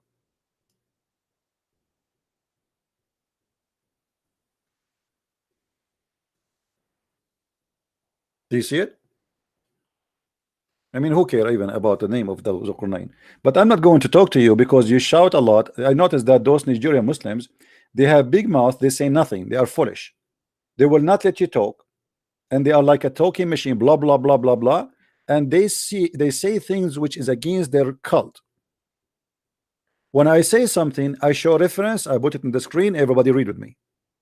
I say Zulqarnain is a guy who got hit in his head first time, and he was killed, and he got the first horn, and then he came to invite his people again to Islam. They hit him again in his head, and he got the second horn. Zulqarnain, as a word in Arabic, mean the guy with the two horn. It's not a name, you eat the donkey.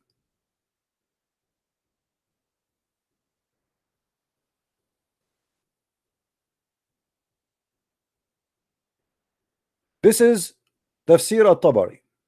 It says the following: جئتم تسألوني عن ذي القرنين وما تجدونه في كتبكم. كان شاب من الروم فجاء فبنى مدينة مصر الإسكندرية. You are coming to me to ask me about the guy with the two horn and what is in your books. He was a young man from the Roman, and he came and he built a city in Egypt. It's called Alexandria. And when he finished, an angel came to him and he took him up to the sky, and he said to him, what do you see? He says, I see my city and many cities. And then he took him up more, and he said to him, what do you see? He says, I see my city. And then he took him up more. He said, what do you see? He say, I see the earth, and this is the ocean. And then he says, Allah, he sent me to you to teach the ignorant and to fix the knowledge. And then he came with him until he found a dam between two mountains, and those mountains are lousy. They are like they fell in the top of each other. And he walked with him until he found Gog and Magog, and then he walked with him into other nation, and their faces is the faces of dogs. They are fighting the people of Gog and Magog. And then he took him more until he walked with him to other nation. They were fighting each other, and their faces are faces of dogs. And then he took him to other nations, etc., etc. So when we say something like this, we prove it. We don't make things up. You claim to be an ustaz. Ustaz mean master, teacher. Shame on you, self-claim. You do not know Arabic. You don't speak Arabic. You cannot read your own books, and you claim knowledge. We ask you simple question: who is Al-Qurnayn? You do not know.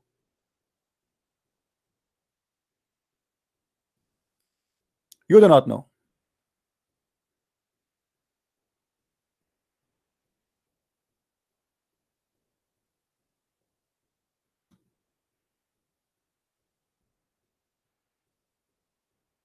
If I call this guy again, do you think, guys, he will give us the answer, or he will shout, scream non-stop?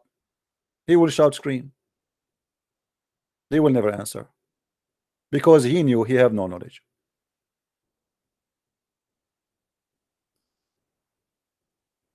Let us laugh.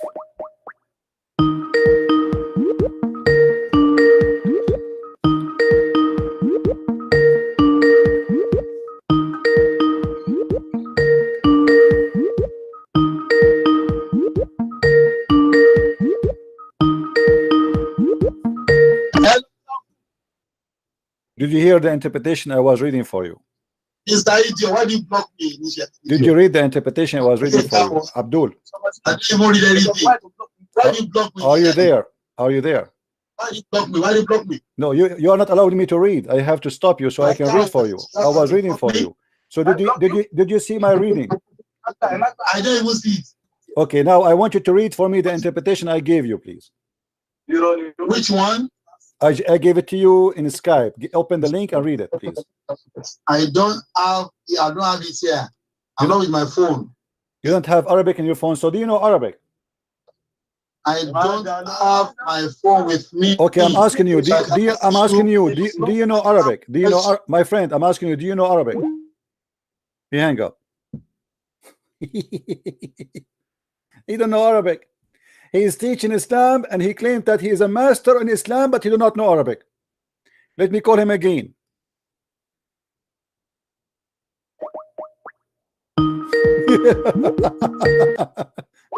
He's hanging up on me. The second I said to him, do you know Arabic? Insist to know Arabic. He hang up, because this is very embarrassing. His guy, he is making himself equal to Zakir Naik. Zakir Naik do not know Arabic. Didat do not know Arabic, and this donkey do not know Arabic, and yet they claim to be scholars.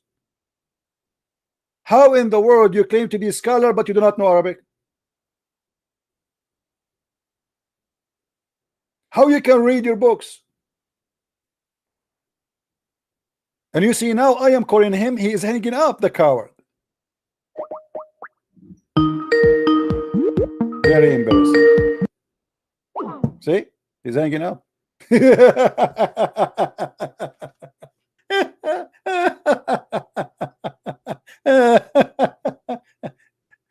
My name is Ustaz. Ustaz, as they say. What a potato. What a coward. What's Dhul Qarnayn mean? Is Dhul Qarnayn al Arab? No, he's not. He's Alexander the Great, you idiot. And how your God, he make Alexander the Great, who is a bisexual, a prophet of God? Alexander the Great is a bisexual. Allah, he chose a bisexual to be a prophet of Allah, and he found the sun set in the murky water. Isn't it? This is amazing.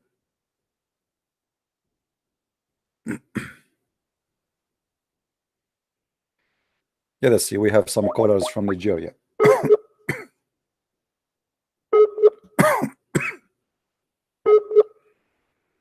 Who's next?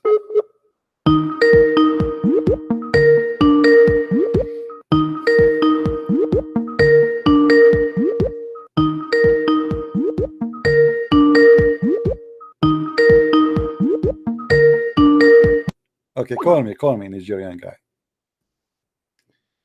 You will see here in front of me, it says, حدثنا ابن حميد قال حدثنا حكام blah blah blah blah blah blah blah blah. It says from. It says he ordered them to fear Allah Zulqarnain, he ordered his people to fear Allah, and they did hit him in his head, in the side of his head, and they killed him. And then Allah, he made him come up again, and they did hit him in the other horn, and he died. This is why he was called the guy with the two horn.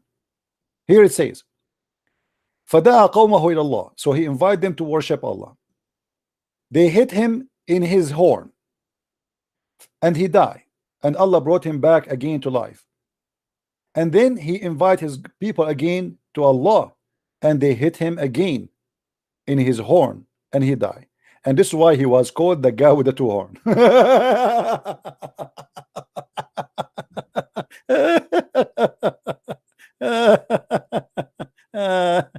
Oh boy, chat only. I don't chat only. Sorry, you want to talk to me, call me. I don't do chat. What? Don't waste my time.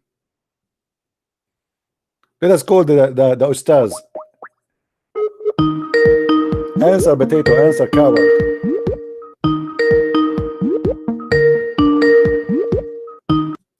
He will not answer, see? That's it. He called me back. He thought maybe he can, you know, gambling. The guy he called me before, we made him shish kebab, and now he tried to retain the honor which was dismissed all over the floor. So he said, maybe if I call him now, maybe I can more lucky. But he noticed right away that he have no luck. He's being stupid. This is how they make money from you. They claim to be people of knowledge, but they cannot read 2 sentences from their book. What Zulqarnain mean? He do not know. He think it's a name, the idiot. He think it is a name. What a donkey you are. Now we go back to our topic. As you see, Zulqarnain, he found the sun sitting in murky water, while the Muslims in their article are speaking about the pearly vision. The Quran says that Allah it challenged mankind. Give him a chance.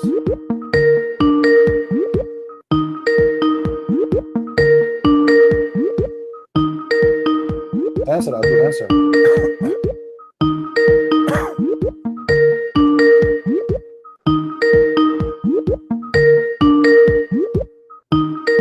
Answer, Allah will help you, come on.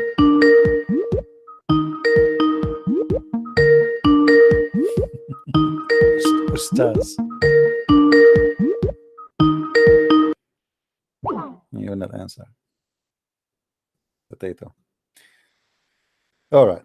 So as you see, the Quran is full of garbage, and the Muslim they try to say to us in the Quran, even speaking about when you go in this space, you will have difficulty with your vision.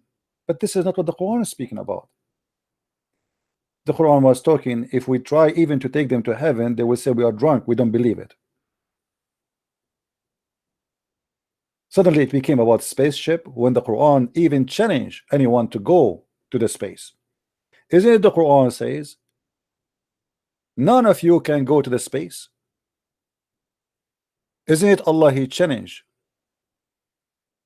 mankind and genie to go to the space?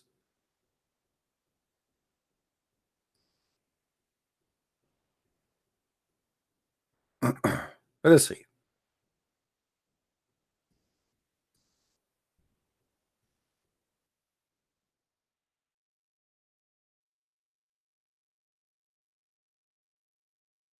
In chapter 55, verse number 33, Allah challenged mankind and genie both together to leave the zone of the earth.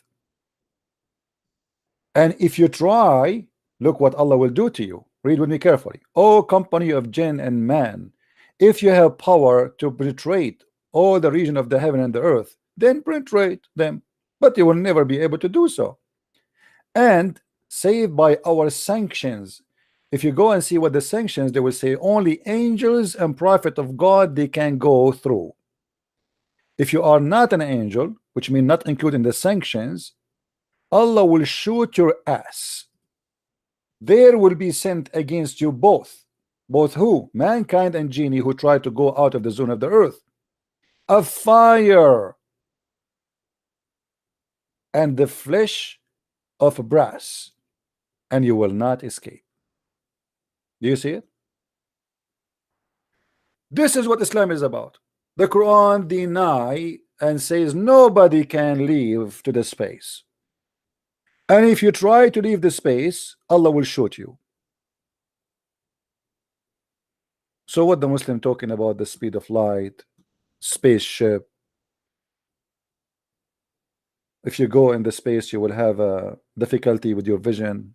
All this fabrication. When the Quran obviously is nothing but a fairy tale book. The same as we asked this guy who claimed to be Ustaz about Zulqarnain, who found the sun set in the murky water. Your God did not even know where the sun set. The sun doesn't set anywhere.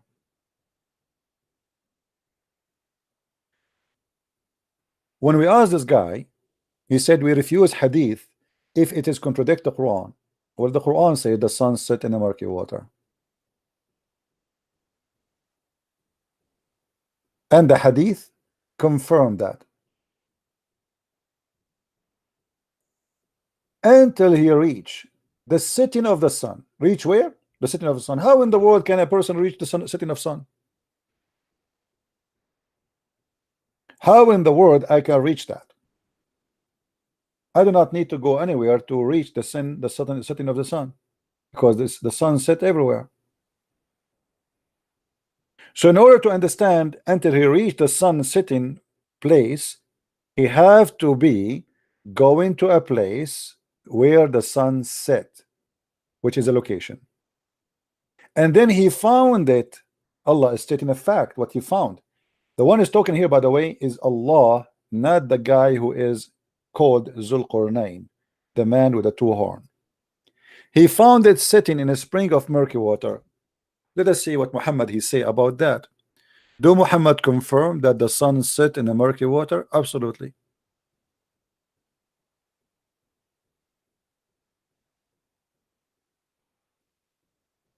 Read it. I was sitting behind Allah messenger, or messenger of Allah, who was riding on a donkey while the sun setting.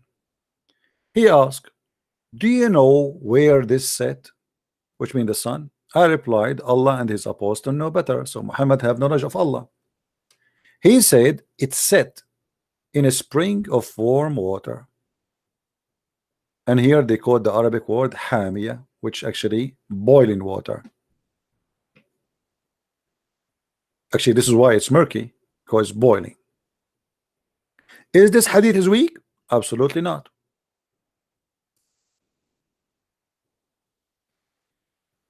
Sahih. Is that a contradiction for the Quran? Absolutely not. So the story confirmed twice. Once explained by the Ustaz Muhammad, the one who called himself prophet, and one explained by the Quran, Ustaz Allah. And now we got Ustaz Nigerian boy busted, who claimed to be a person who have knowledge. He don't speak Arabic, he do not know Arabic, he cannot read Arabic, yet he is teaching about Allah and the religion of Allah.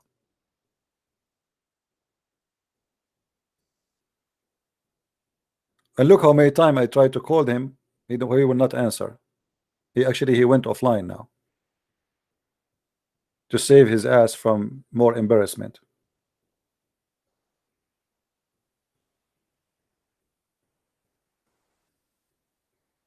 And by the way, the reason he called, because all the Muslims in his page, they are accusing him that he is, he's getting paid by me.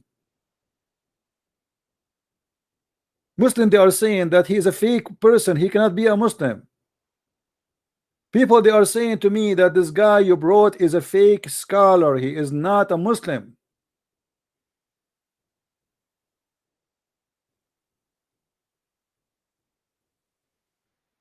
Now everybody is watching, and all the Muslim, they can judge which one of us is telling the truth. I said Zulqarnain mean the man with the two horns. He said it's a name.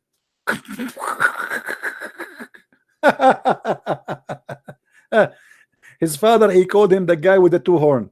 Hey, two-horn boy, come here.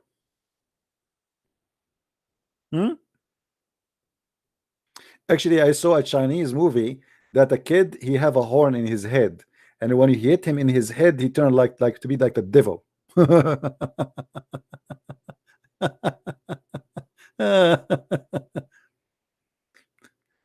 And look of them.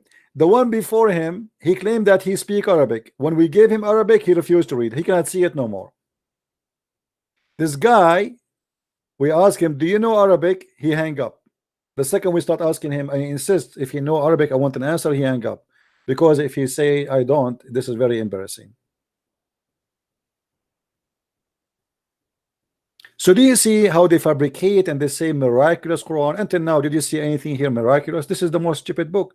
Not only that, if you continue the story, you will see here, he found where the sun rise too. Not only where the sun set.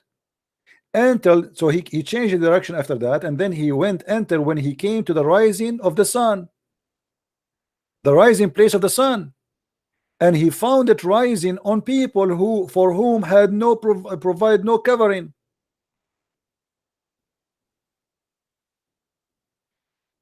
He found the rising place of the sun. Are you sure? Where is that location? Any Muslim tell me where is the rising place of the sun?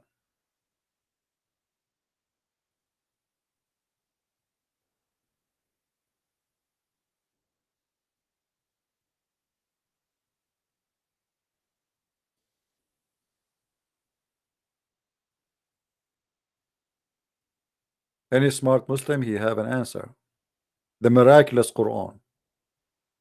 And not only that, after he arrived where the sun rise, he found people there, and they are fighting with creatures. They are called people of Gog and Magog, which is not a human.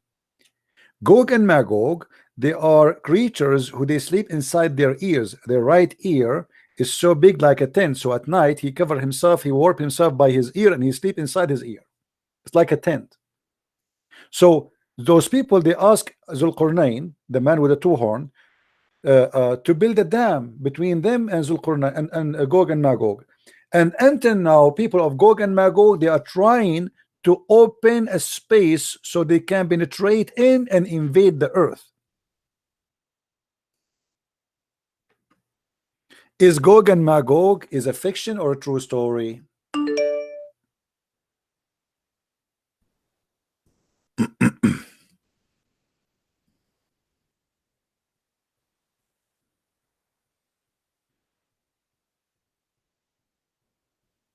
Hmm?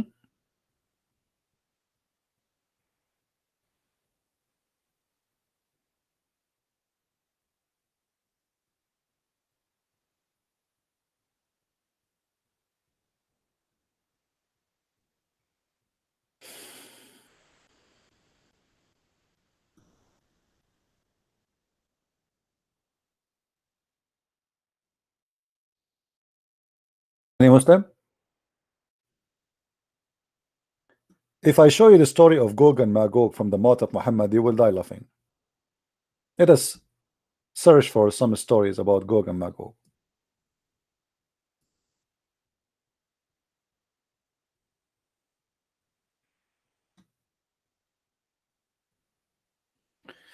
The Prophet said, today,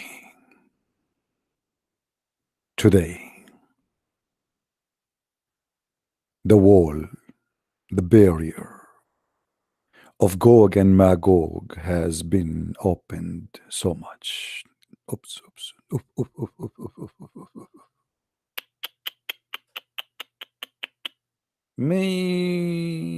That's very dangerous. If Gog and Magog is able to open that wall, they will invade all the way to Mecca. They will control the whole earth. And Muhammad, he made a false prophecy that the whole of Gog and Magog today open too much.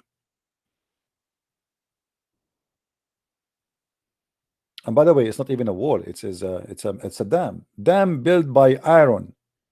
Where we can find this dam, and how those people, they are trillions of times by numbers more than the human being. We cannot find them. We can't even find one of them. The Prophet said, a hole has been opened in the dam of Gog and Magog.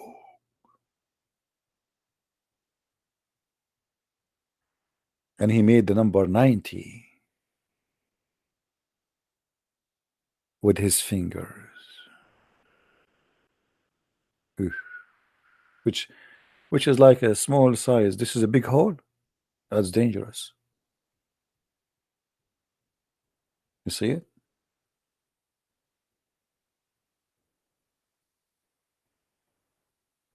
Gog and Magog.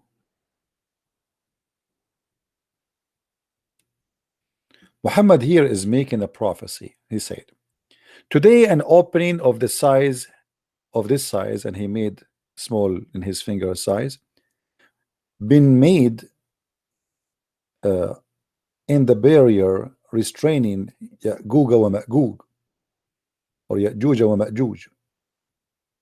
And the PBUH made a circle with his thumb, the index finger. I said, oh Allah Messenger, shall we perish while still there will be righteous people among us? The Prophet said, yes, when wickedness prevail. You are the master of wickedness.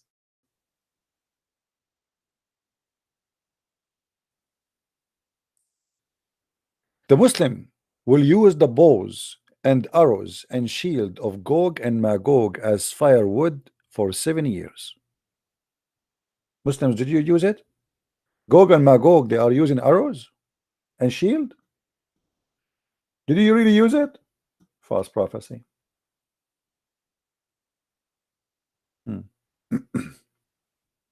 Look how much fiction Muhammad, he learned stories from the Jews and people around him, and he add them to his books, and then he promote them to scare people with fictions.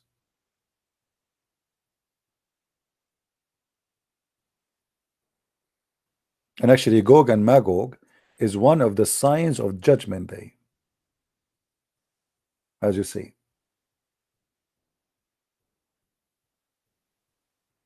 All those speaking about Gog and Magog.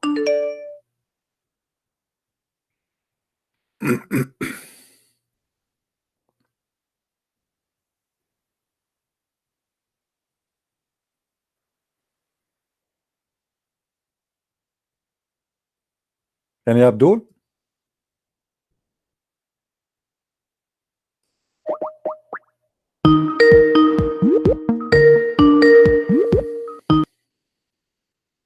Yeah, hello. Yes.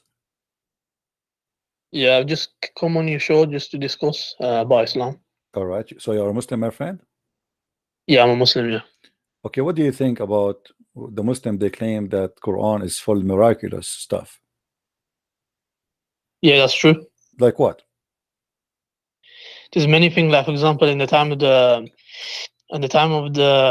Prophet no one knew about, in the Quran is mentioned about embryology. So in the way a baby looks in the stomach of a mother, Okay, can you give me a without verse? science you won't know. No problem. Can you give me a verse so we can take a look at it, please?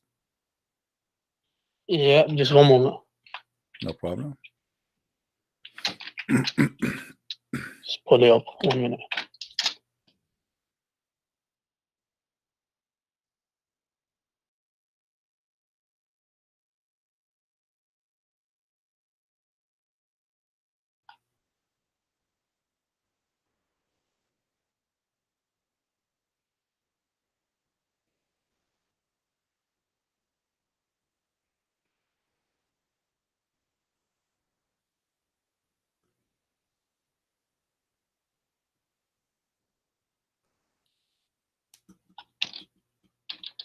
Do you want me to help you? I can help you. Go to chapter 23, verse number 14. Yeah. Okay, so this is the one you are looking for, right? Yeah, that's the one, yeah. Okay, so read it for us, please. What it says. Which one? Chapter 23, verse 14. You said this is the one you're looking for. Yeah, so he says that ثُمَّ خَلَقْنَا النُّطْفَةَ. So he created sperm drop, and then this sperm drop was so he made a sperm into a clot of congealed blood. Then of that clot we made a lump. Then we made out of that lump bones and clothed the bone and with flesh. Then we developed out of it another creature. So blessed be Allah, the best to create, to best to create. So this is the science now. This is science for you. Yeah, that's definitely science. How? The way Allah described it of the, what do you call it, the lump in the mother's belly. The way it was exactly perfect as really an perfect. H. So according to you, science agreeing that sperm became a blood.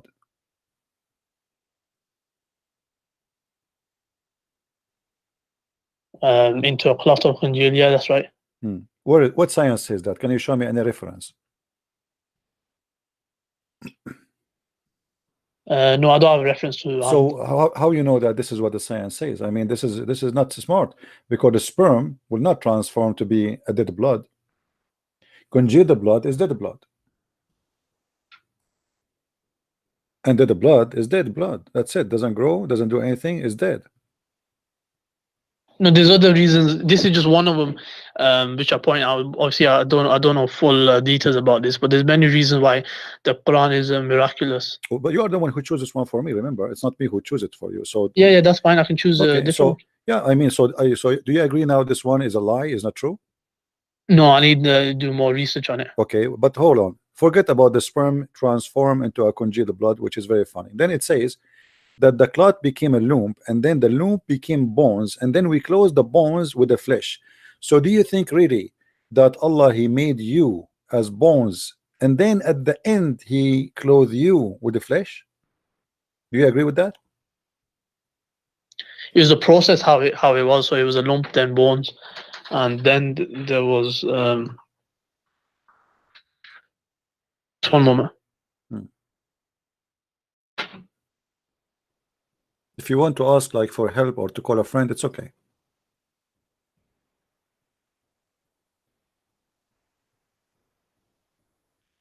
Yeah, could you say that again? I'll just get busy. So according to the verse, I don't know if you can see my screen. Allah, He made you like this, and then at the end He cover you with the flesh. Do you agree with that?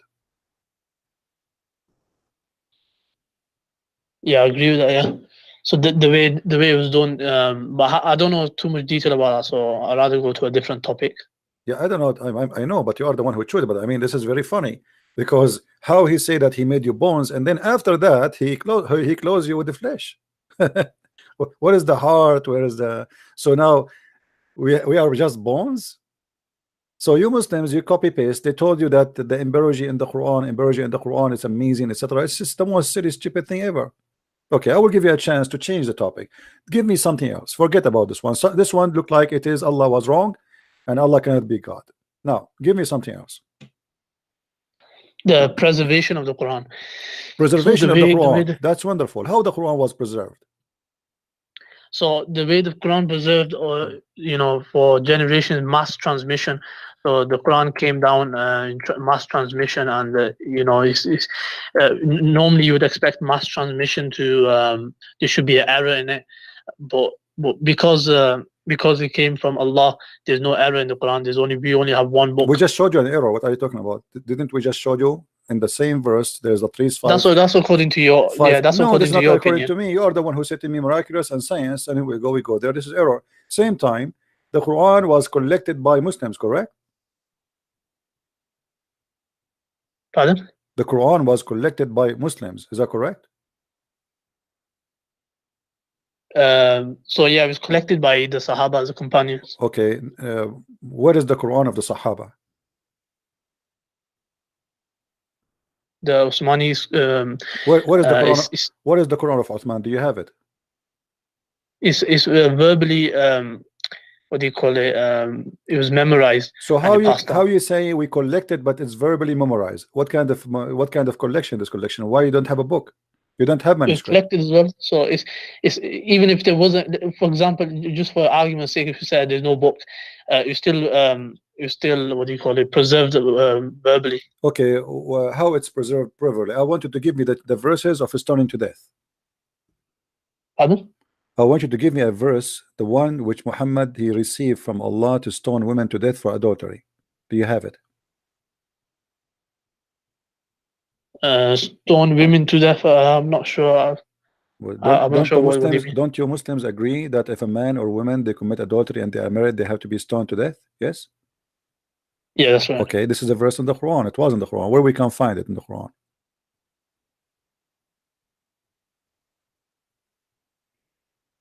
I'm No not way. sure what you're referring to. Are you talking about the hadith where it comes in the hadith? No, this is a verse. This is a verse in the Quran. Quran used to have verses of stoning to death.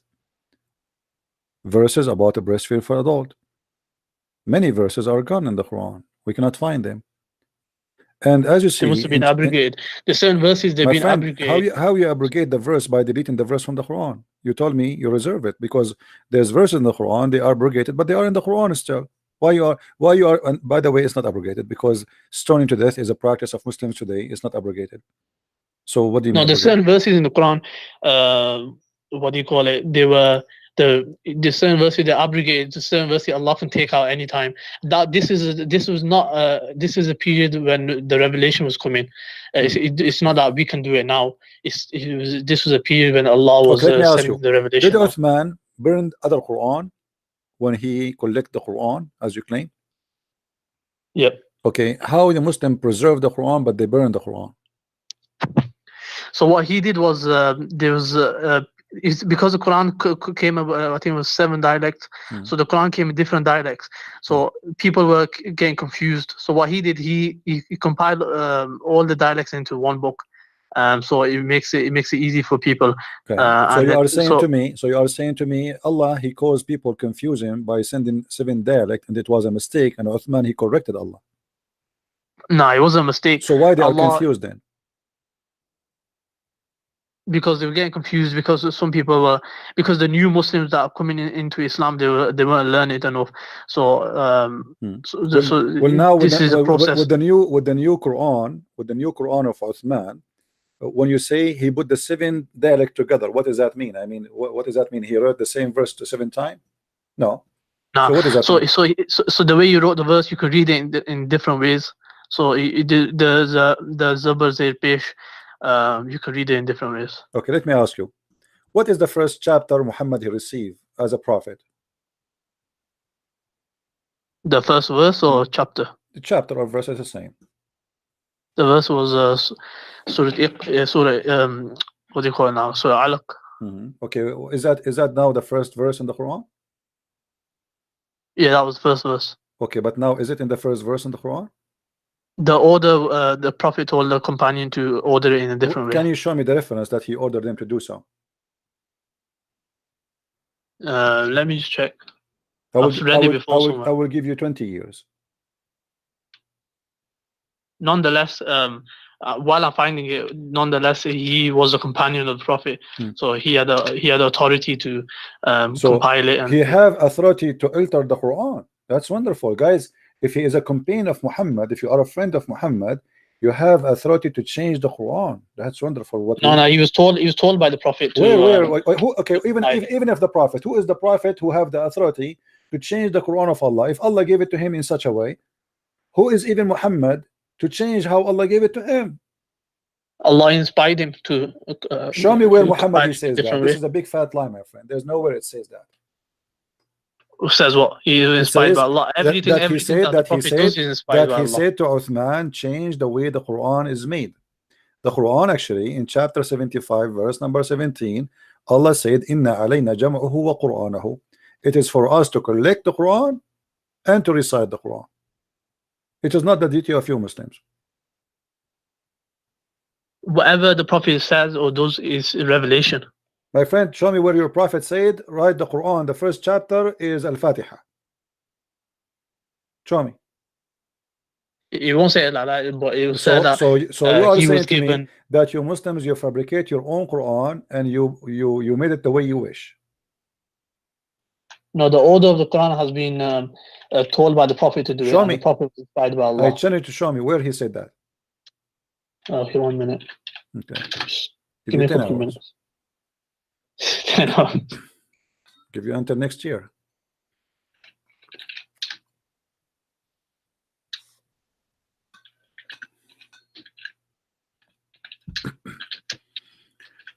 Do you like to call Sheikh Hamza or Ustaz Jama from Nigeria or Zakir Naik or anyone? What do you like to call? Called Zakir Naik if you want. Zakir Naik, you have an answer for everything. Mhm.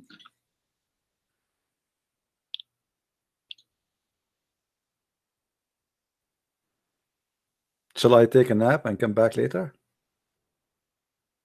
Yeah, take a nap. They are funny, by the way. You will not find it, my friend. There's no such a thing. There's no such a thing. Quran never been preserved. It's a big fat lie the Muslims they claim.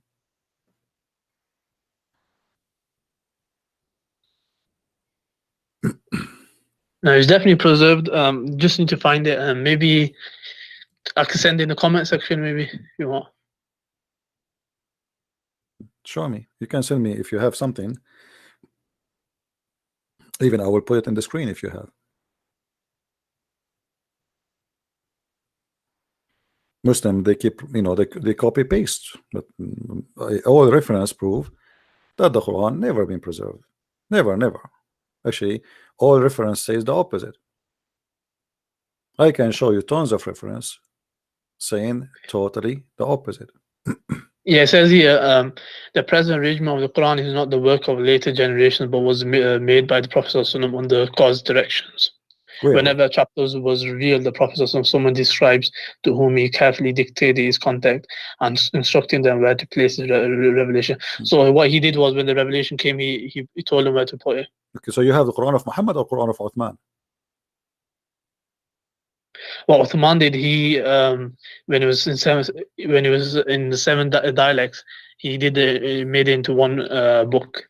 But your prophet, he said the people cannot handle it with one dialect. Yeah, so the same people, they could still read from the same book, but it wasn't confusing. So the people So weren't saying let us that. make it clear. Same Pardon? people, they need 7 dialects to understand the Quran. Many nations, they cannot understand from one Quran. I mean, how funny that is. So Arab who speak Arabic, they are in a small village, a small town is called Mecca. Still, they need 7 Quran to understand the Quran. But people from India, they could understand it. They couldn't recite it because of that the tongue, the way the tongue. The what tongue? They are the same. the same people. What are you talking about? We are Arab. We are the Arab, and we are the same people. So why we need 7 Quran? If the Arab needs 7 Quran in order to understand the Quran or to recite the Quran, a guy from Pakistan, how many Quran he need? It wasn't the 7. No, it wasn't the 7 Qurans. It was 7 dialects of certain words. No, it was 7 words Quran. 7 dialects. It means 7 Quran, my friend. The word is different. The whole thing is different. Let me show you. You said to me that the Quran was preserved. That the Quran says the Quran never been preserved, and even Allah actually himself, he caused you to forget the Quran. Isn't it Allah in the Quran? He said that we cause you to forget the Quran. He did what? Cause you to forget the Quran. Yeah, he caused the Prophet to forget the Quran because Why? that was the basic. That's one way of obligation. Why? Because certain things they weren't needed, so he was taken back. But there's many verses in the Quran are not needed. Why Muhammad memorize them? Actually, more than 80% of the Quran is not needed. Read me carefully. It says, none of our revelation we abrogate or cause to be forgotten, but we substitute something better or similar. What is the wisdom of that? Well, what do you mean? This is the way Allah wanted to do? What do you mean? It says here that He will cause you to forget to make something similar. So what the point? So let us make it simple. I will say now, I will make you eat shish kebab. Now I will make you forget what I just said to you, and I will say again, I will make you eat shish kebab. So why I made you forget the first sentence if it's the same as the second sentence? No, so why was Allah revealed a revelation for that moment, and then He abrogated it and He replaced it with something better or something similar. So you are saying to me, okay, did you say, aren't you the one who said something better or similar? Did you say better or similar? Yeah, that's okay. what I said. How the Quran can be better than the Quran? It was a ruling. It's talking about the revelation, the ruling, whatever it is, the ruling was. So you are saying to me that Allah, He is fixing some mistakes He did, so He is going to give us something better. So He gave us a rule, and then He noticed that those rules are stupid, so He decided to make it better. No, that's not true. So what better mean? What happened was, so what he did was he revealed the revelation, and then that revelation fitted for that moment only. So then he for example, one of the rulings, like for example, alcohol. So one of the rulings that you don't come to the salah with alcohol. So it was slowly by slowly. But the the ruling revelation of was coming. alcohol, he did not cause you to forget them. Here we go. Both of them, they are in the Quran. The Yeah, Quran but they says, were the verse itself was abrogated afterwards. my One friend, of it the doesn't matter. verses. That's not what I'm saying to you. Here is talking about to be forgotten. What the point of making you forget something if you will make something similar or better? How is that can be? Why? He will cause you to forget. Why he want to cause you to forget? No, what I'm saying is that is a ruling. It's a ruling for that time and period. That's not the question. Here we go. The Quran, as an example, there's verses that praise the alcohol, saying it's a miracle of Allah, and there's verses saying that don't pray when you are drunk, and there's verses saying don't drink at all. Correct? Yeah. Okay. See, three of them in the Quran. Allah did not make us forget them. Allah did not delete them, but they are abrogated. One abrogating the other one, no problem. But here he's saying, any verses we caused you to be forgotten. What is the purpose to make you forget the word of Allah if Allah he promised you to preserve the word of Allah? Doesn't matter if it's going to be valid or not anymore. There's more than 80% of the Quran is not valid no more. So why you want to make us forget the Quran, the verses? You have to point to an example where this the way you're saying it took place. I'm saying it was a situation where he revealed it and it was no longer applicable. So then No problem, Allah my could friend. take it back. I just showed you example. There's verses until now in the Quran, and they are not to be practiced. As an example, Yeah, but to be peaceful. it's Allah's choice. If Allah chooses to do this, either way, He could do it whatever way. So the He Quran, can no, the do Quran, that. He could do the this. Quran saying that Allah He made you forget the Quran, which means the Quran no way is preserved, because according to Islam itself, according to Quran, Allah Himself caused the Quran not to be preserved by making you forgetting the Quran. So now, according to this verse, there's many verses was in the Quran. Now you cannot remember it, correct? No, they weren't supposed to be the final revelation. So whatever Allah made forget, that it wasn't meant to be for the final revelation. So the final. It doesn't matter. When It doesn't matter, complete. my friend. There's verses Allah caused you to forget. Is that true or not? Either you say yes or you say no. No, He didn't cause me. He didn't cause me to forget. Who caused who then? He caused the Prophet to forget. So, and you get your Quran from who? Yeah, the Prophet. Okay, so the Quran forget it too. So now we have Quran which is missing, and Allah Himself He do not know, or let us say He caused you to forget them. Now let us see if the Quran is preserved. Do you know the story about the goat eating the Quran? No, what? The goat eat the Quran. Then the hadith that the goat that ate the Quran piece, that doesn't take anything away from Islam. Okay, so where is the verse of stoning to death? Here we go. The goat ate it, and now we cannot find the verse. Yeah, that doesn't take anything away from Islam. Allah allowed that. You Muslim, you say to us the Quran preserved, and there is verses of stoning to death and the breastfeed for adult 10 times. We cannot find them in the Quran. They were meant to be in the Quran. It's simple as that. Not meant to be in the Quran by who? By Mrs. Goat.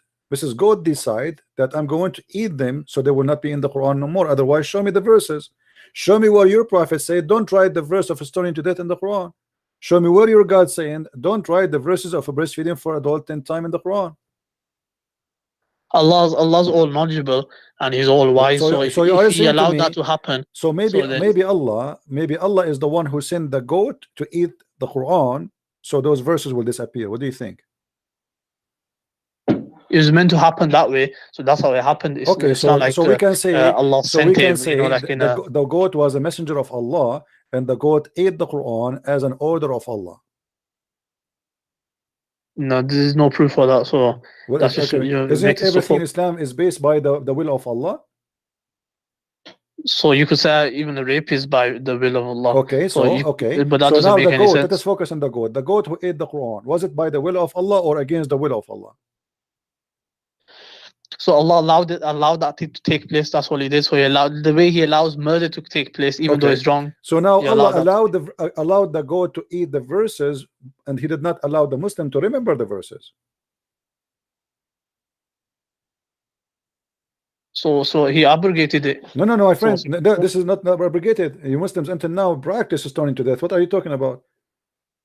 Until now in Islamic law, aren't you a Sunni? You are a Sunni or Shia? Sunni. Okay, Sunni and Shia, actually both of them, they practice stoning to death. So it's not abrogated. Can you tell me, can you recite for me the verse of stoning to death? Don't know that. Okay, so the goat ate the Quran. Did the goat eat you too? You Muslim, you say that the Quran is preserved in our heart, and now you practice stoning to death, but you don't have the law which is saying to you practice it to death, practice the stoning. So now I was show me another book that's been preserved by millions, has been memorized, the whole book, by millions of people. Show me another book. What book? Show me another religious textbook where it's been memorized by millions of people. The Jews, the Christians, my mother, she memorized the whole Bible by heart from cover to cover. I said million of people. No problem, but you know you Muslims, you learn that from the Aramaic. The Aramaic, they sing the Bible singing. They sing it, all of it. They sing it. The whole Bible is a song. The whole Bible for them is a song. And Muhammad, the recitation of the Quran today is exactly what the Aramaic people, how they recite the Bible. As simple as that. Now the Quran is such a miracle. It can make a person cry. The Quran which is preserved. Do you see in front of you in the hadith it says that Allah, he sent order as a verse of a breast feeding for adult? Do you see it? Yeah, I see that. Yeah. Okay, how in the world your God, if he's a true God, he order a woman to give her boobs to an adult man to suck it, and he is a stranger? What are you talking about now? The breast feeding for adult. How your God is a true God, yet he order a woman to give her breast to a stranger, which is a man who is not her from her family, he is not her husband, to suck her nipples 10 times in different 10 days until he is satisfied. What kind of God? This God who preserved your book. This a scholar said that this refers to the milk going in a bottle instead of my friend, it's an adult man. It's an adult man. What milk in the bottle? What it says suckle. Do you know what suckle? Arda'i is not a drinking. So suckle him. And this woman, she don't even have milk. She is not that young. In order to have milk, you have to have babies. You have to be a woman, she deliver a child. Women, they don't have milk. Anytime you squeeze their nipples, they have milk there.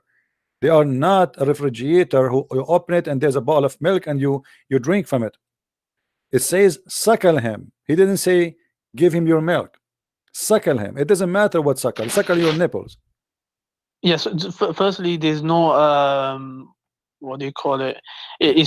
Firstly, I've been told that this is supposed to go in a bottle, and there's no. My friend, this is a lie. This is a lie. There's nothing sexual I about challenge you to show me one person, one scholar. He said this is about suckling in a bottle. This is what the Muslims they try to say today because this is shameful. The scholar, I can show you a link where. My friend, show me the scholar, and I will get them busted in a second because your prophet explain it. Yeah, I can show you. What do you call it? Let me show you too. Let me show you. They are lying to you. I can show you the explanation of the. No, hadith. they cannot explain it. They are liars. If you want me, show me a scholar. Show me a scholar, not a link written by some idiot. Scholar means someone like At-Tabari, Al-Qurtubi, Al-Jalalain, Ibn Kathir. Show me, no problem. Show me a scholar. I'm not talking about okay, so those are not scholar. Anyone who wrote those articles these days is just to avoid the scandal of Islam. They are not a scholar. They are scumbag. So if you want to show me a scholar, name a scholar. A scholar is a scholar. Those who they are exist long time ago, and all the Muslims agree with them for centuries. Suddenly, nobody want to read their books. Now, no, this is a video on Sunni defense. My friend, what's Sunni defense? Sunni idiot. Because you're a prophet. Sunni defense. My friend, you're a prophet. He explained it. The woman, he said to the woman, suckle him. Do you know what suckle him? Do you know what the word suckle mean? Like I said to you, it's supposed to go in a glass. My friend, don't tell me drinking from a bottle. At that time, even there was no bottle. Secondly, he said suckle him. Does it say the word suckle him or it says different word? I'll post the link now. Just watch Don't the post video. any link. Read for me. Does it say in the front of you? Suckle him.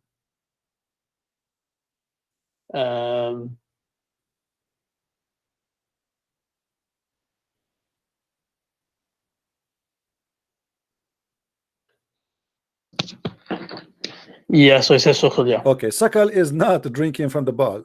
In different hadith, your prophet, he said, breastfeed him. Does it say that? Says what? Breastfeed him.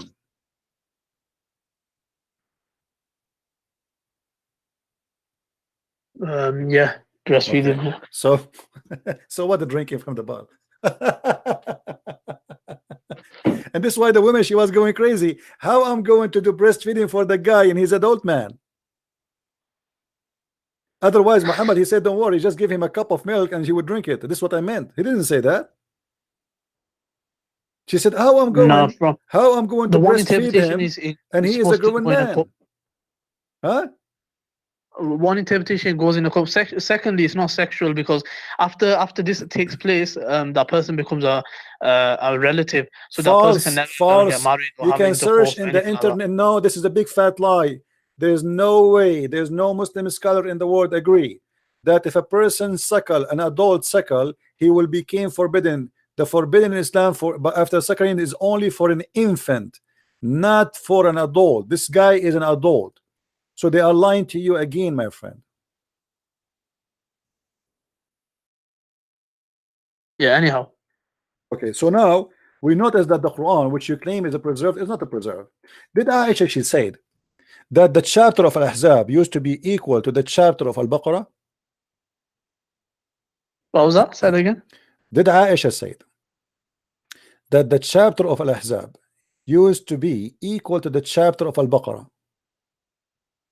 I haven't read that before. I haven't read that before. Okay, I can show you a reference. Let me show you some reference. And what's the point of that? What was the point you're making? Well, the point is very simple. If the chapter of Al-Ahzab used to be equal to the chapter of Al-Baqarah, that means there's more than 200 verses are gone in one chapter alone. So when Aisha, she says such a thing, and you say to me that the Quran is preserved, that is a very serious statement. Where is that? No, that could mean anything. That could mean, if you look in context, you could say that could mean it's been abrogated by Allah. My friend, this is what Aisha, she said. It was in the size of etc. What abrogated? This is what they have. This is what they have. If you let me show you. Do you know Arabic? No, I know some words. Okay, no problem. Read with me carefully. You can. I will give you the link. You can translate in Google. All right. It says.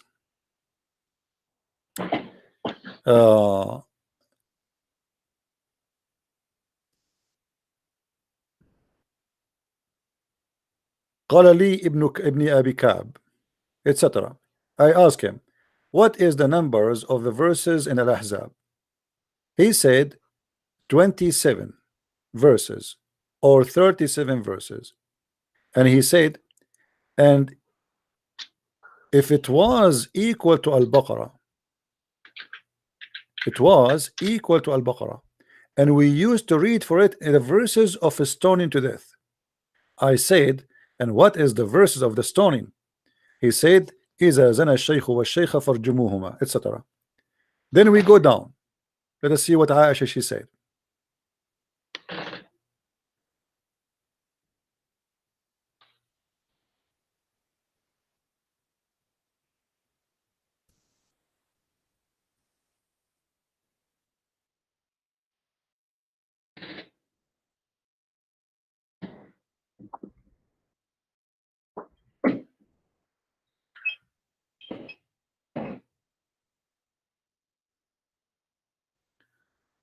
Let us see. Here we go. عن عائشة قالت, Aisha, she said, كانت سورة الأحزاب تقرأ في زمن النبي صلى الله عليه وسلم 200 آية، فلما كتب عثمان المصاحف لم يقدر منها إلا على ما هو الآن. The Ahzab was in the time of the Prophet, which means until he died, 200 verses. When Uthman, he collected his own Quran, he could not collect more than what he have today. What do you say about that? What's the reference? Here we go. This is the reference.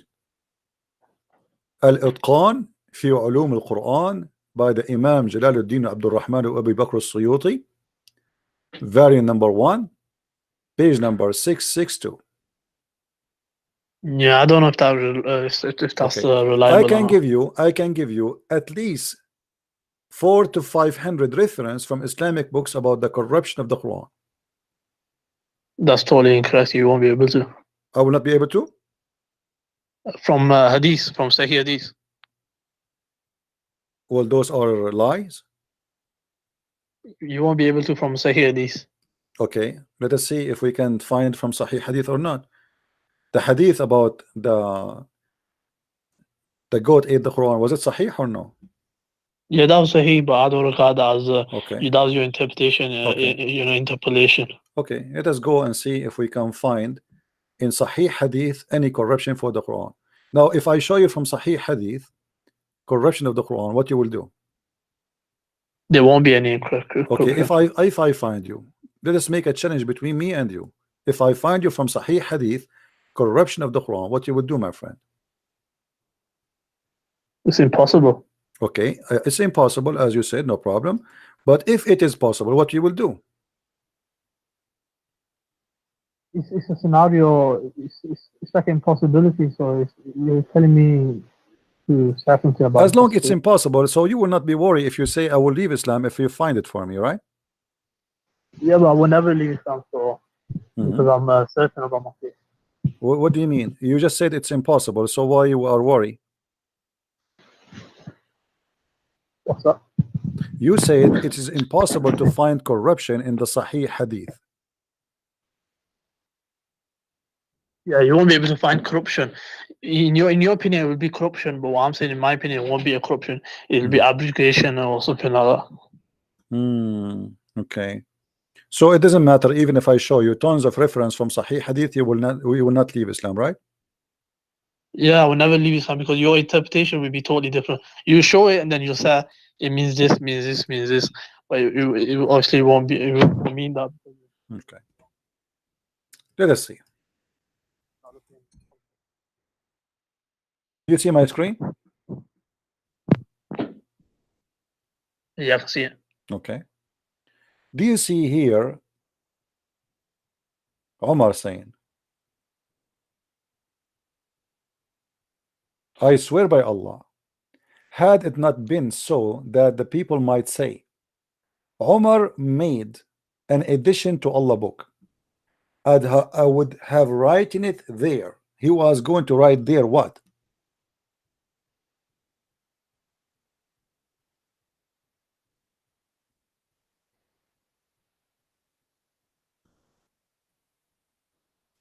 So who says?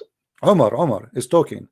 He swear by Allah that there is something he would love to write in the Quran, but he's afraid that if you write, people will say he's adding something to the Quran.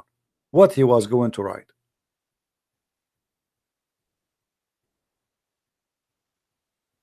You just read from the start. I want to see what's the context.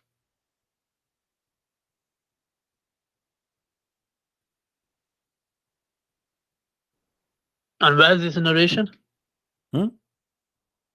I said, where is this narration? This narration is a Sahih. This is Sahih Hadith. He's talking about the verses of stoning to death. So Umar, Allah sent the Prophet with the truth, and the verse of stoning was included. We read and memorized it. The messenger had people stoned to death, and we have done it also since his death. I am afraid the people might say, with the passage of time, we do not find the verse of stoning in the book of Allah, and thus destroy by abandoning a duty which Allah has received. Stoning is a duty laid by Allah for married men. So yeah, you can go down a bit.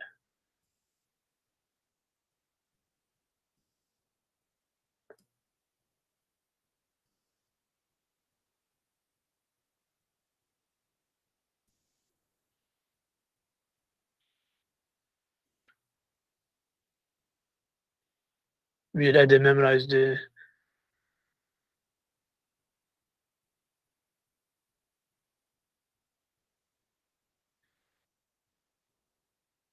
So here the verse was abrogated, but the ruling. So yeah. So what's the problem with this? The problem is not, it is not there. Omar himself, the caliphate, he said this is there's a problem here. Don't you see? He's saying this is a verse we receive it from Allah Messenger, and he did not say to us take it off. But now he's afraid if he is going to add, because Uthman is the one who wrote the Quran. He's afraid if he add it, people will say he is adding it. So now Uthman, he made a mistake. He did not add the verse. Uthman is the one who collect the Quran. Umar now is saying we have a problem. I'm afraid that people will say, oh, the verses of stoning to death is not in the Quran. Why it's in the Quran? And he want to add how do you know this was the time of Uthman radiallahu anhu? This is not in the time of Uthman. Uthman is the one who correct the Uthman is already, he made the Quran. Umar is complaining that the verses of stoning to death is missing, and he would love to add it. If he's a prophet saying, you see, he did not say the prophet said take it off. He did not say the prophet told us not to add it. He did not say the prophet said to him do it this way. He said I would love to add it. I swear by Allah, had not it been to so that people might say, this is the only concern he have, that people might say Omar made an addition to Allah book, I would have written it there. So yeah, so he's basically highlighting the importance of the ruling, because maybe people are neglecting it, like, as he says. He is highlighting the verse which is missing. The ruling he knew, the people, they knew the ruling. What is missing is the verse. He says here they were neglecting it, or they were. What is missing, my friend? What he want to write, the ruling or the verse? He want to write the verse in the Quran. The ruling is known. Yeah, it says here, I am afraid the people might say with the passage of time that we do not find the verse.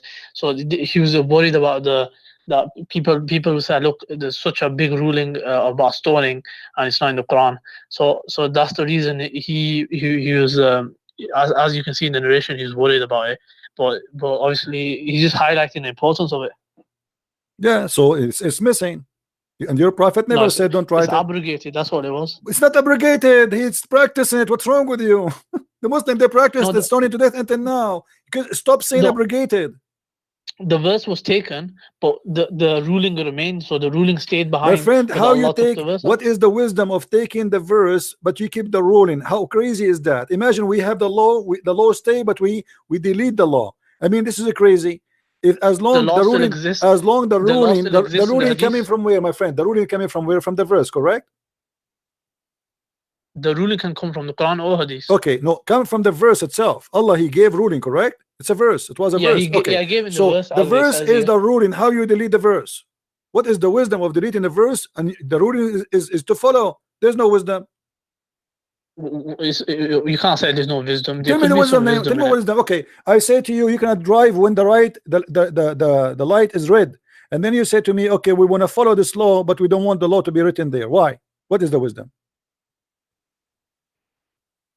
It's Allah's choice. You can take the. This is not Allah's choice. It's the goat choice. The goat ate the Quran, my friend. Stop saying to me Allah's choice. Show me where Allah he said don't try the verse of the stoning. Give me a reference. What? Give me a reference where Allah he said to you don't try the verse of the stoning. Show me. Don't try. What? Say that again. I didn't hear you properly. I am saying show me where Allah he said to you don't try this verse on the Quran. It's obviously it's not in the Quran, so it's abrogated. So it's just common sense. Where it says abrogated? It's not in the Quran, so it's obviously abrogated. Where it says abrogated in the Hadith? Show me. You put 2 and 2 together, so it's abrogated. Where 2 and 2 are together? Where? Show me. What do you mean? So Allah says in the Quran, He abrogates. You know what? This abrogating story anyway. It's silly for me because your Quran anyway. It's a corrupt. I cannot prove to you that the Quran is corrupt because the Quran itself is a corrupt. You cannot corrupt the corrupted twice. Now let me ask you. What make you? I asked you from the beginning. What make you believe the Quran to be the book of Allah? You said the miraculous, and then you failed to give me the miraculous one after one. It became a lie and funny and fiction. I repeat the same question for you. Give me one thing you are very sure from to make the Quran look really powerful and prove to me that it's coming from God? Can you do that? There's plenty of things. There's predictions of the future as well. What? Like what? Predictions of the future. Like what? So Allah said about there's a war that was going to happen. Allah said it'll happen in a certain time. What Allah war? said Where? exactly. Where he said? Where? What is that? 1 minute. Let me just pull it out.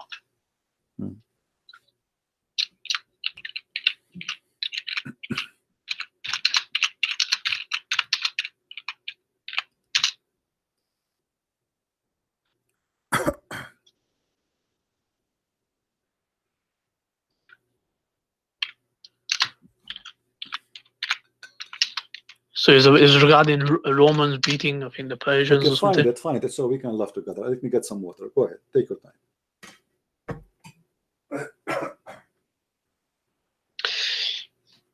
So yeah, I found it.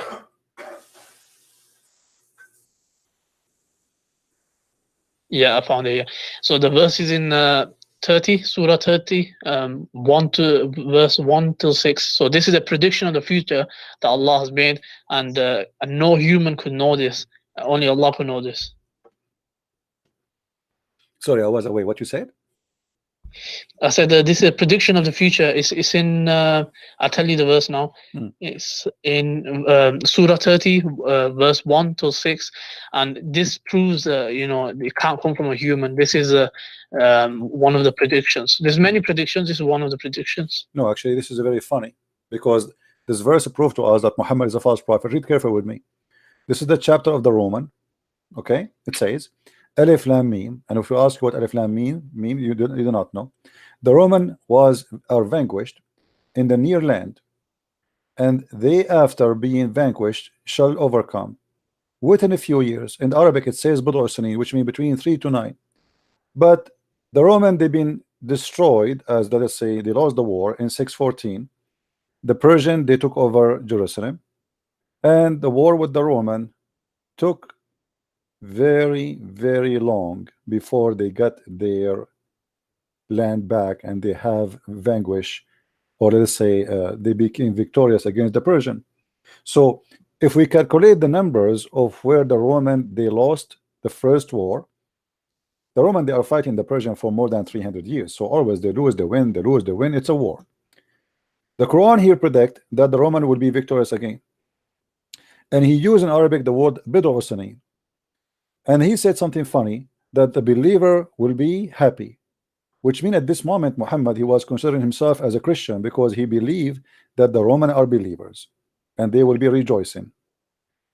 But when Muhammad, he says in few years, he explained that he is a false prophet because the Roman did not win in 9 years period. It took them a lot long. If you go right now to Wikipedia, you can search all the fight between the Persian. You can search for the siege of Jerusalem. The siege of Jerusalem. You will find the siege of Jerusalem. This is when the Roman they took over Jerusalem, and this is what the verse in the Quran talking about. So when your prophet he claimed that the Roman they will be victorious in a few years, simply he get himself busted because he mentioned. No, he got it right. You were right. It was no, my friend, because he used the word Buddha. Do you know what Buddha mean? Yeah, so it was 3 to 9 years. So he and okay, so how long it took the Roman to take back their land? But no, he was talking about the defeat of the Persian Empire. My friend, no problem. He's talking about the defeat of, exactly. He was talking about the defeat of the Persian Empire. That's wonderful. Now, how long it took the Roman after they lost Jerusalem to defeat the Persian Empire? Yeah, it says here in 1615 AD, the person in charge of Persia attacked Byzantine and controlled the Syria, Palestine, and North Africa. and he ransacked Jerusalem, set fire to the Holy Sepulchre, and destroyed numerous cities. When the Roman, they were able to take back their city, and the victorious final battle with the Persian. Yeah, this was 615 AD. 1615 is the last fight between the Roman and the Persian. I'm not sure if that's the last fight, but what I'm saying, this was when they got control of Syria, Palestine, and North Africa. No, my friend, who is the one take control? Who is the one take control? Who is the one take control? The person who was called Khusru Parvis. No, who is the one who took control? Is the Roman or the Persian?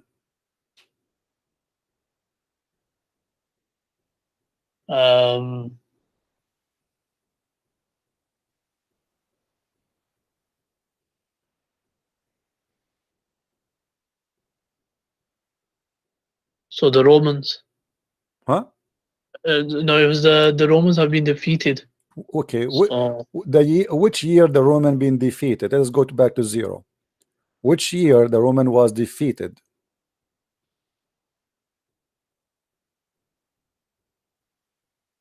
it was a 624 AD. By who?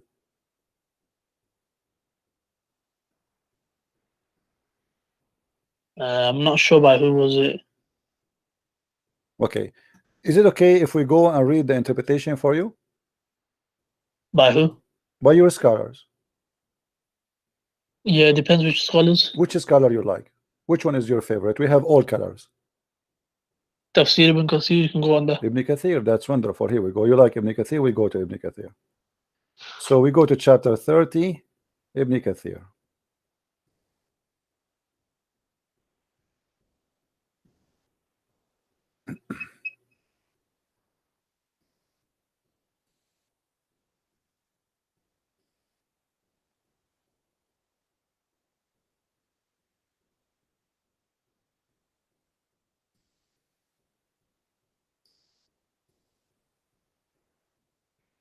Do you see my screen?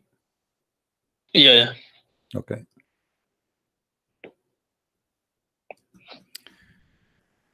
This ayat were revealed about the victory of Shabur, the king of Persia. So who is the king who was at that time? Shabur, the king of Persia, over Asham, the great Syria. Do you see it? Yeah. Okay. And then he says, at that time, the one who was the king of the Roman is Hercules, the emperor of the Roman. Do you see it?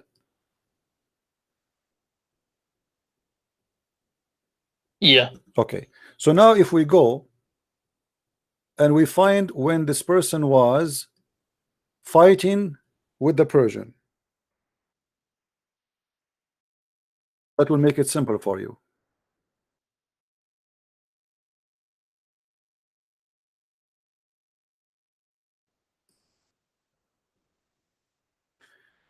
If we go right now, it says that this king, during his time, the war, it was between the 602 and 628. Do you see it? Yeah. Okay. Which year those people they took the land of or let's say Jerusalem?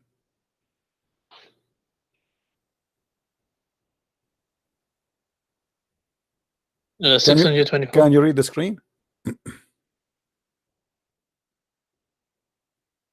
So on the screen it says 602 to 628. Okay.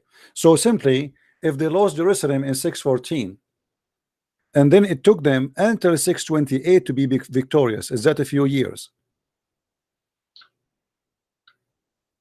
I'm not sure what battle, whether this is accurate or not.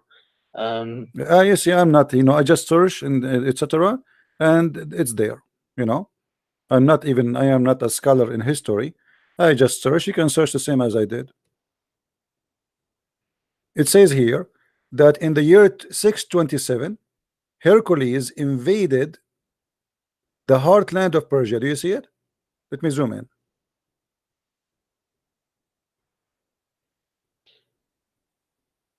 Do you see it? Yep. Okay. So the defeat of the Roman happened long after the 9 years Muhammad was expecting.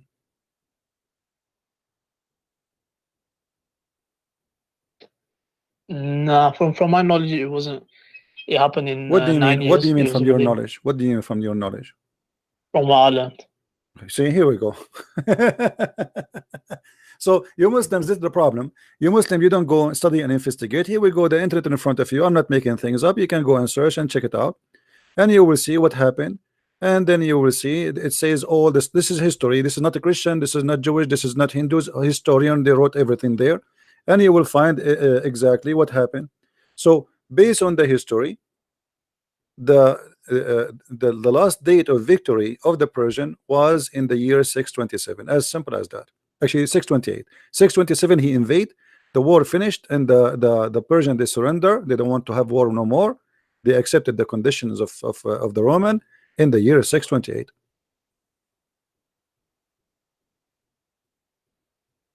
So your prophet gave a false prophecy.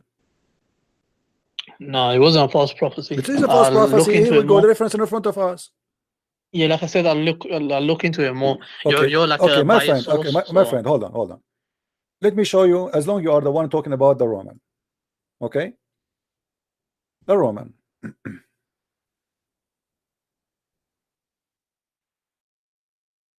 You're a prophet. He prophesied about the Roman. And he said that the Roman, they will be the majority of mankind. So the Roman, they will be victorious, and they will be majority of the mankind. Read with me carefully. I heard Allah Messenger, peace upon him, saying, as he's saying, the last hour would come when the Roman would form the majority amongst the people. Do you see it? Yep. Okay, is that a false prophecy or not? No idea. It's not false. If What do you it's, mean? if What the is prophet what said is it, where it's is not the false, Roman so now? why- Where we can find the Roman? Was Romans not Christians? The Roman are not the Christians. The Roman are Roman, my friend. I am not Roman.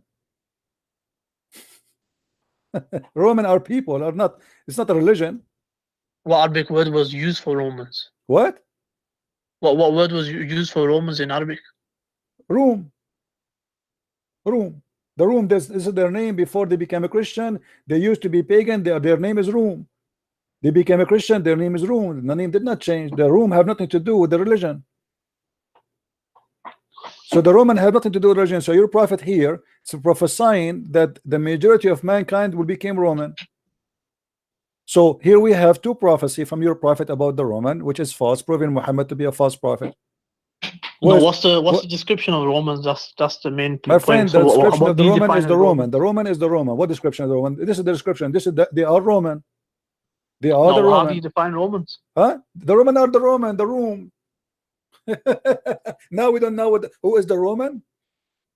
Suddenly now you do not know who is the Roman. You are the one who told me he prophesied about the Roman. Suddenly now you do not know who is the Roman. Yeah, but he is talking about the last hour. My The friend, last okay, hour is tell me talking who about are the Qiyamah. majority of mankind now, which we can consider Roman. He's talking about the last hour. My So friend, talking yes, about last close to hour. He said the Qiyamah. last hour will not come until the Roman became the majority of mankind. If we say the Roman or the Italian, Italy is a small country. Egypt have bigger population from Rome right now. So how we can say the Roman, they will become the majority of mankind? It depends what he's referring to when it says Okay, Romans. you tell me what he's referring to. Here we go. He said the Roman. He did not say the Christians. When you say No Roman, idea. when you say gotta ask, when you say Roman, no, you have an idea. You are the one who said to me, you're a prophet. He said the room. Now suddenly we do not know what the room. Isn't it the Quran? Is your book who said the room? The room is the Roman, is the one who have empire. It's called Rome. So No, it depends what he's referring to. here we go. You keep saying depend what is the first. So now your prophet he gave us wrong history. What about your prophet? He says that a Samiri he was in the time of Moses. How your prophet he makes such a mistake? as long as you are talking about history and etc. How a Samari was exist in the time of Musa? This is a stupid mistake. But as I said, what is there a narration? It says here in the front of all those verses. It says chapter 20 verse 85, chapter 20 87, chapter 20 95 is speaking about the person is called the Samaritan. The Samaritan, he spoke to Moses. How in the world this has happened? Your prophet, you do not know history. He is making things up and he is exposing himself, and everybody who read this, he laugh. This is beyond stupidity. This is not only a mistake, this is stupid. It's like saying to you, imagine I say to you now, Trump, he spoke to Hercules. People will laugh at me. What does Samaritan have to do with Moses? Samari is a phrase used by Quran to refer to a rebellious follower of Moses. No, the Samari are people, my friend. The Samari are people. They are people. A Samari is one of the people. They are people who group. They are named this way for a reason. You can go and search. So when you're a prophet, he say that the Samari he spoke to Moses and the people of Moses, then that's silly and that's stupid. Now, that's silly and stupid. Yes, it is silly because this is not the time. It's the same as when he said that Haman, he was the minister of Pharaoh. Haman was not the Egyptian. Haman was an Iraqi. Was Haman a title? Haman is a name, not a title, according to the Quran. And this is not an Egyptian. The Quran even speak about the Pharaoh. He ordered Haman to build the Tower of Babel, or Babylon, in Egypt, but the Tower of Babylon is in Iraq, not in Egypt. The Pharaoh said to Haman, build for me a tower so I can see the God of Moses. But this is not about the Pharaoh. This is about the Babylon. Your God is messed up God. Everything in the history, your God, he said that Mary is the sister of Aaron. Mary is not the sister of Aaron. When the Jews, they get Muhammad busted, he said, oh, they used to call them by their great ancestor. But Aaron, but Mary, she is not from the ancestor of Aaron. She is not from the same tribe. But look, this is what happened. Moses and Aaron, they have a sister. Her name is Maryam. If I ask you, what is the name of the father of Moses according to Islam? Can you search Google? Of who? What is the name of the father of Moses according to Islam?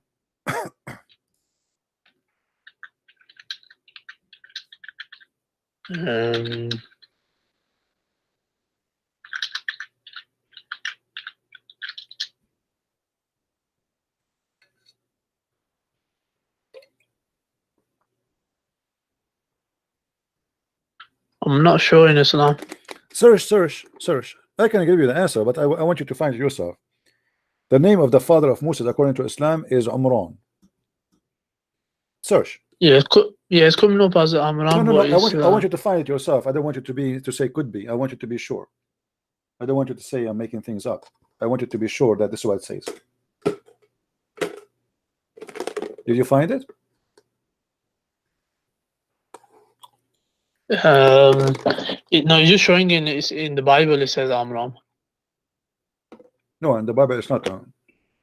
In the Bible, it says in the Jewish scripture, the father of Moses and Harun is Amram in Exodus. Amram, not Amram. Amram.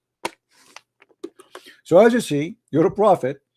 He went from the Jewish book. He found that there's a guy. He is the father of Moses. His name is Amram, but he thought it is Umran.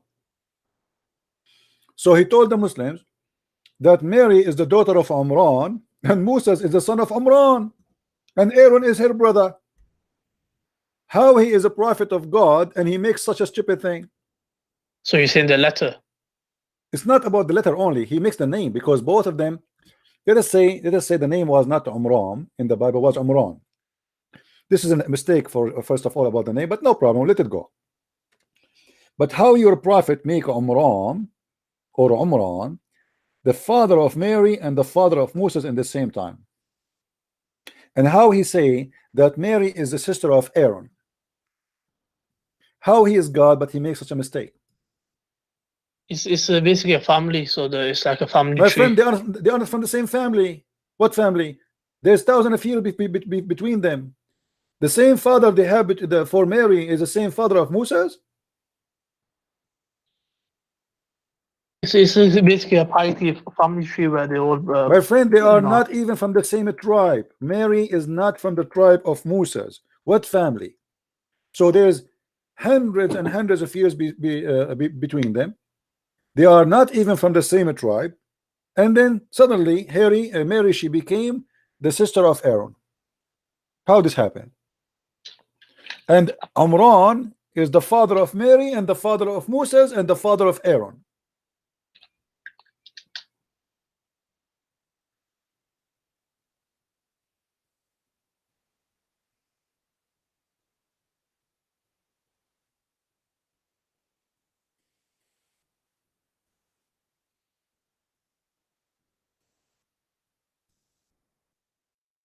Um,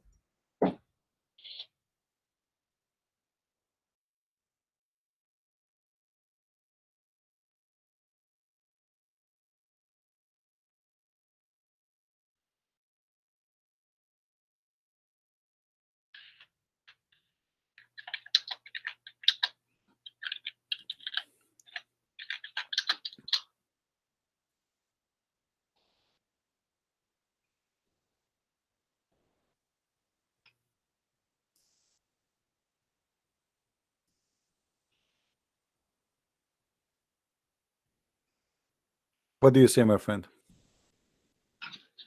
I don't really have knowledge on this to comment. Okay, let me show you some reference.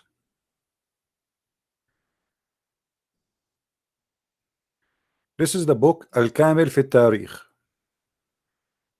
written by Ibn al-Athir. This is your scholar. Volume number 1, page number 150. The story of Moses, peace upon him. He is Musa, the son of Umran. Do you see it? Mary in the Quran, she is the daughter of Umran. And she is the sister of Aaron. And Aaron is the brother of Moses.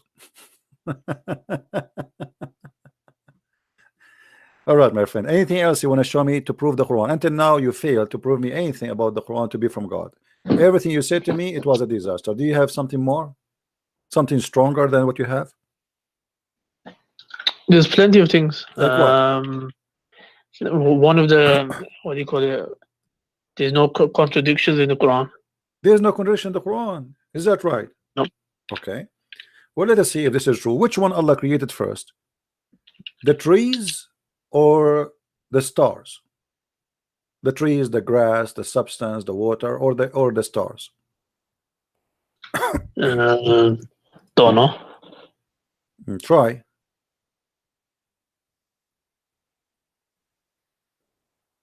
Don't know. Maybe stars. Maybe the stars. Okay.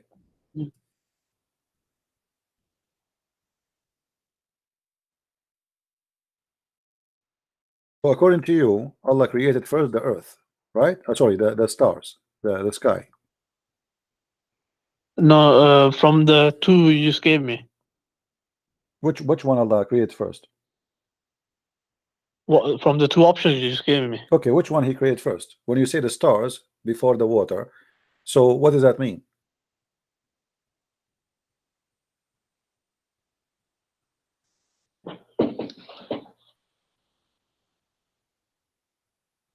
No, I don't get your point. What do you mean? So the trees or the stars? Okay, which one? The first thing Allah He created first.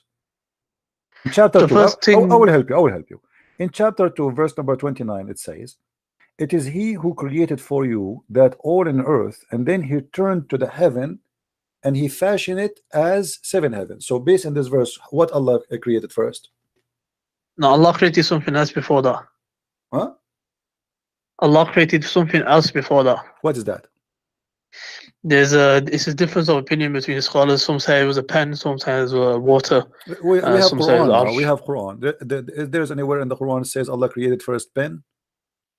No, and even in this verse it doesn't say No created problem. But first. no, here it says no. It says it is He who created for you all that in earth. Then then he turned to the heaven and he made them 7 heavens, correct? Yeah. Okay, so everything in the earth created, and then he worked in the heaven. Yes.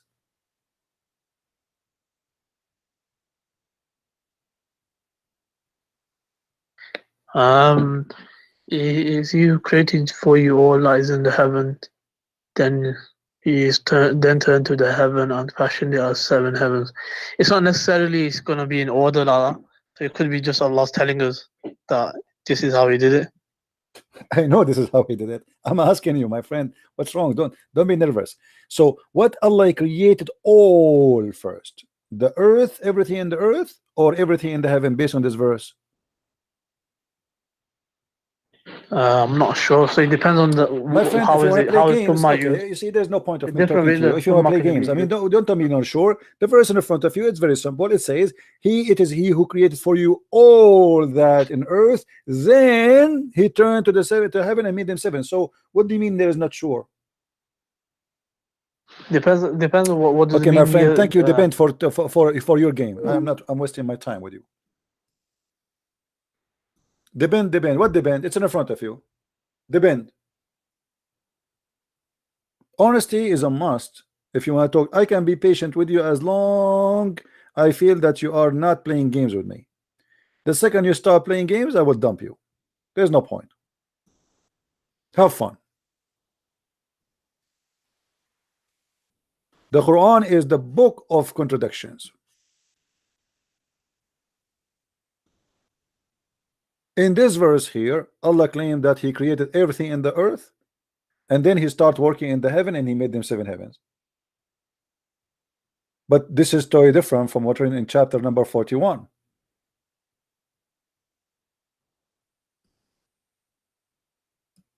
If we go there, we will find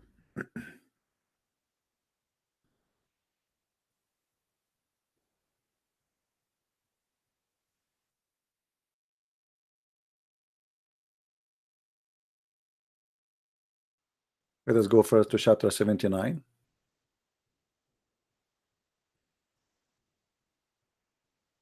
In chapter 79, verse number 28, it says, on high has he raised its canopy, and he has given it order and perfection. It is night doth he endowed with darkness, and splendor doth he bring out with light. And the earth, moreover, fast translation, it says after that. Change the translator just to show you how they lie. That's why we cannot trust a Muslim translation. It doesn't say moreover. And after that, look, we changed the translator. Look what happened after that. And after that, he spread the earth. And then after that, he proceeded the water and its substance. And after that, he made the mountains. And after that, he created the animals. And so what we learn from this? That he created the sky, he finished it. He made the day and the night, which means he created the stars. As you see. And then after that, he started working in the earth. But in chapter 2, Allah created first everything on earth, and then he went to heaven. Not only that. If we go to different verse in the Quran, you will see it says the following. Here, this is some Muslims here. They say the word dahaha mean he made it like a circle, but the fact it says made it flat. Read carefully with me here.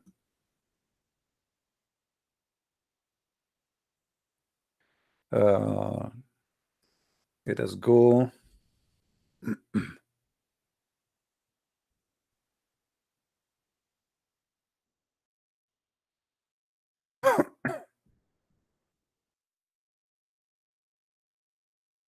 Never waste your time with somebody who want to play games. There's no point. Read carefully with me here. Say, O Muhammad, into the idolaters disbelieve. You verily in him who created the earth in 2 days, and ascribe into him reviles. And he is the Lord of the world. Okay, thank you. He placed therein firm hills rising above it, and he pleased it and measured therein all sustains in 4 days alike. So Allah, he created, after he created the earth in 2 days, took him another 4 days to create all things in the top of the earth, water, trees, grass, etc. Then he turned to the sky and it was a smoke, which means there was nothing. But this is contradiction for chapter 79.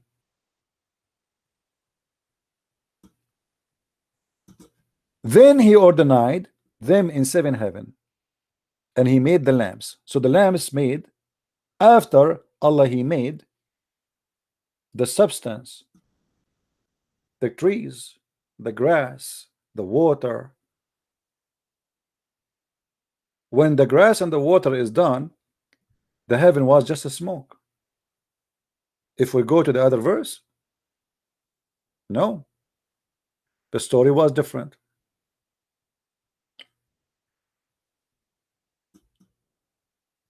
Let us go to the verses. As you see here, he created everything for you in earth. Then he went to the sky and he made them 7. In the other chapter, he created everything in the sky, and then he went to the earth, and then he created the hills and the stuff. Which one is accurate?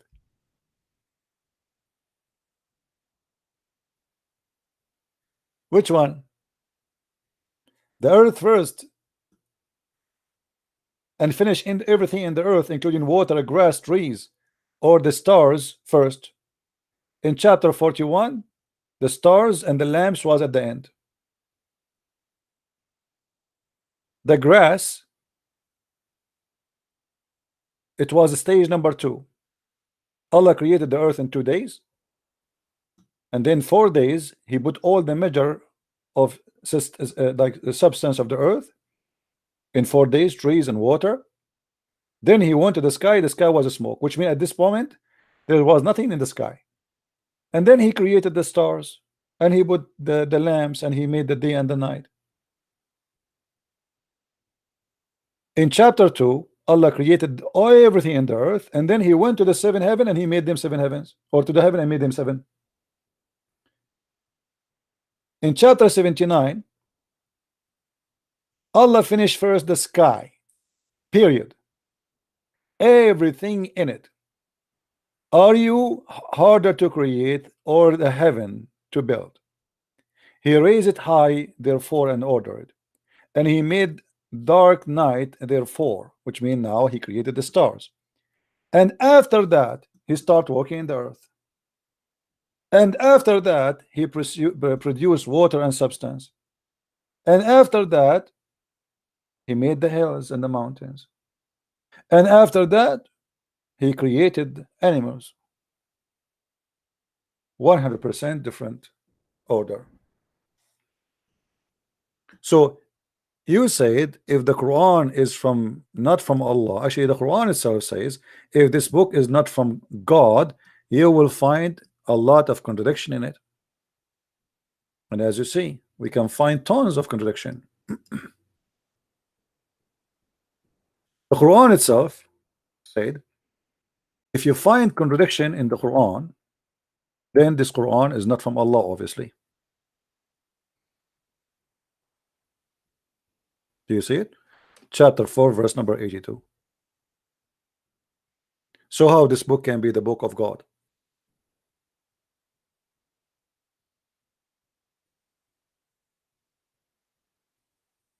Your God cannot remember which one he created first, the trees or the stars, the water or the stars, the grass or the stars.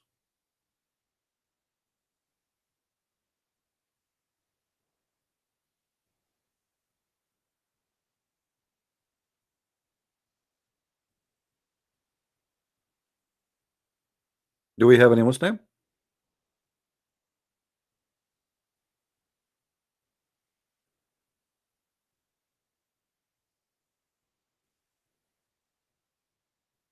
So anywhere the Muslims they go, it's funny, it's stupid, and we are laughing. This cannot be the book of God.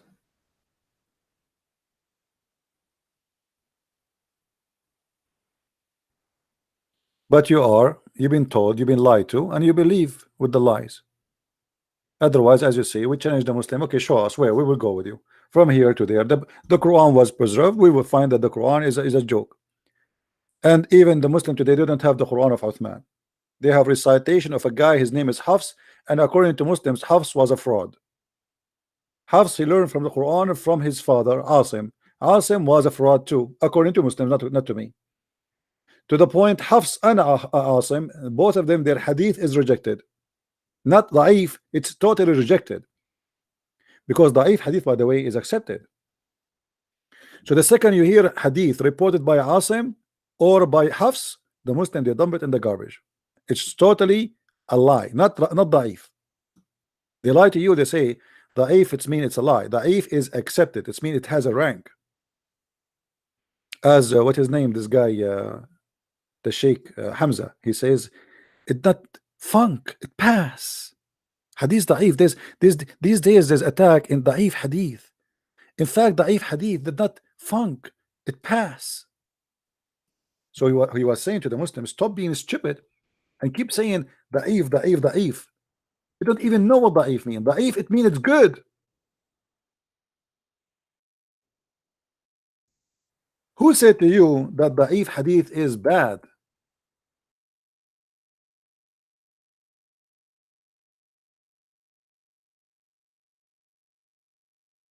Who said that to you?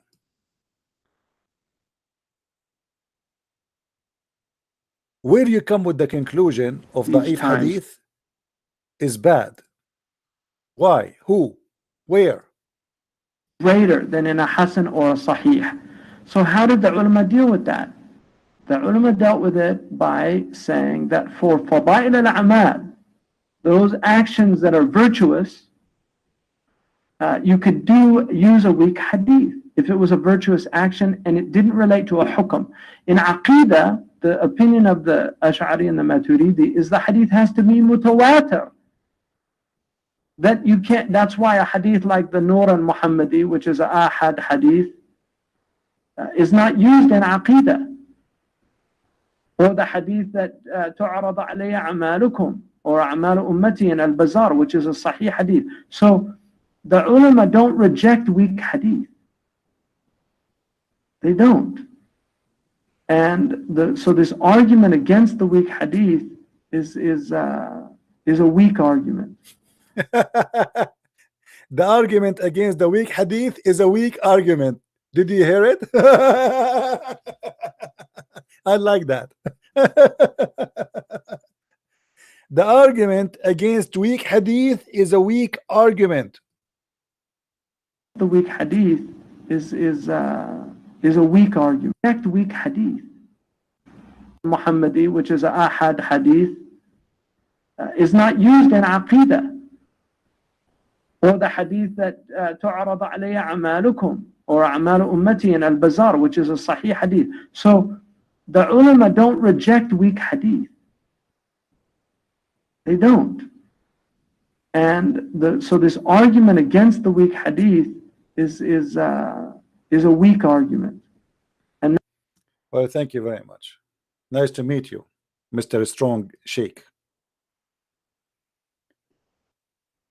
They keep lying to us. Anything we say to them, they say it's weak, it's weak, it's weak. Well, your religion is weak, your prophet is weak, your God is weak.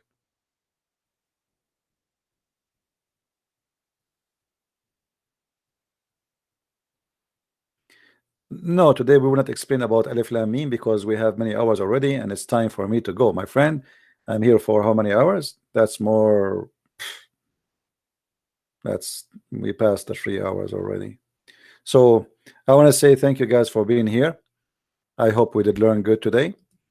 And feel free to download my videos, cut them pieces, share them around, educate your friends about how Muslims. And you notice that we don't really hit hard when we speak to Muslims, even the one they claim to be like ustaz, like the guy from Nigeria. Because as you notice, all of them are a bunch of ignorant. So I talk to them as a bunch of kids. Honest to God, when I speak to Muslims, I treat them as if I'm treating a person in a nursing room, because I know their knowledge is limited. Even the guy who wear a suit from Nigeria scamming the people, taking their money. He do nothing for living except speaking about Allah, but yet he do not know how to read his book. He do not know how to read Arabic. He do not know a very simple question to answer. Yet he claimed to be Ustaz. And the funny, he put in the front of his name Ustaz. Ustaz. I like it. I never put in the front of my name Ustaz. You call yourself Ustaz because you are self-Ustaz. Like your prophet, self-prophet. Self-proclaimed. People should call you Ustaz. People, they should call you master. You don't call yourself, you idiot. If you call yourself master, people will laugh at you. People should say you are a prophet because you prophesy, not you saying about yourself a prophet.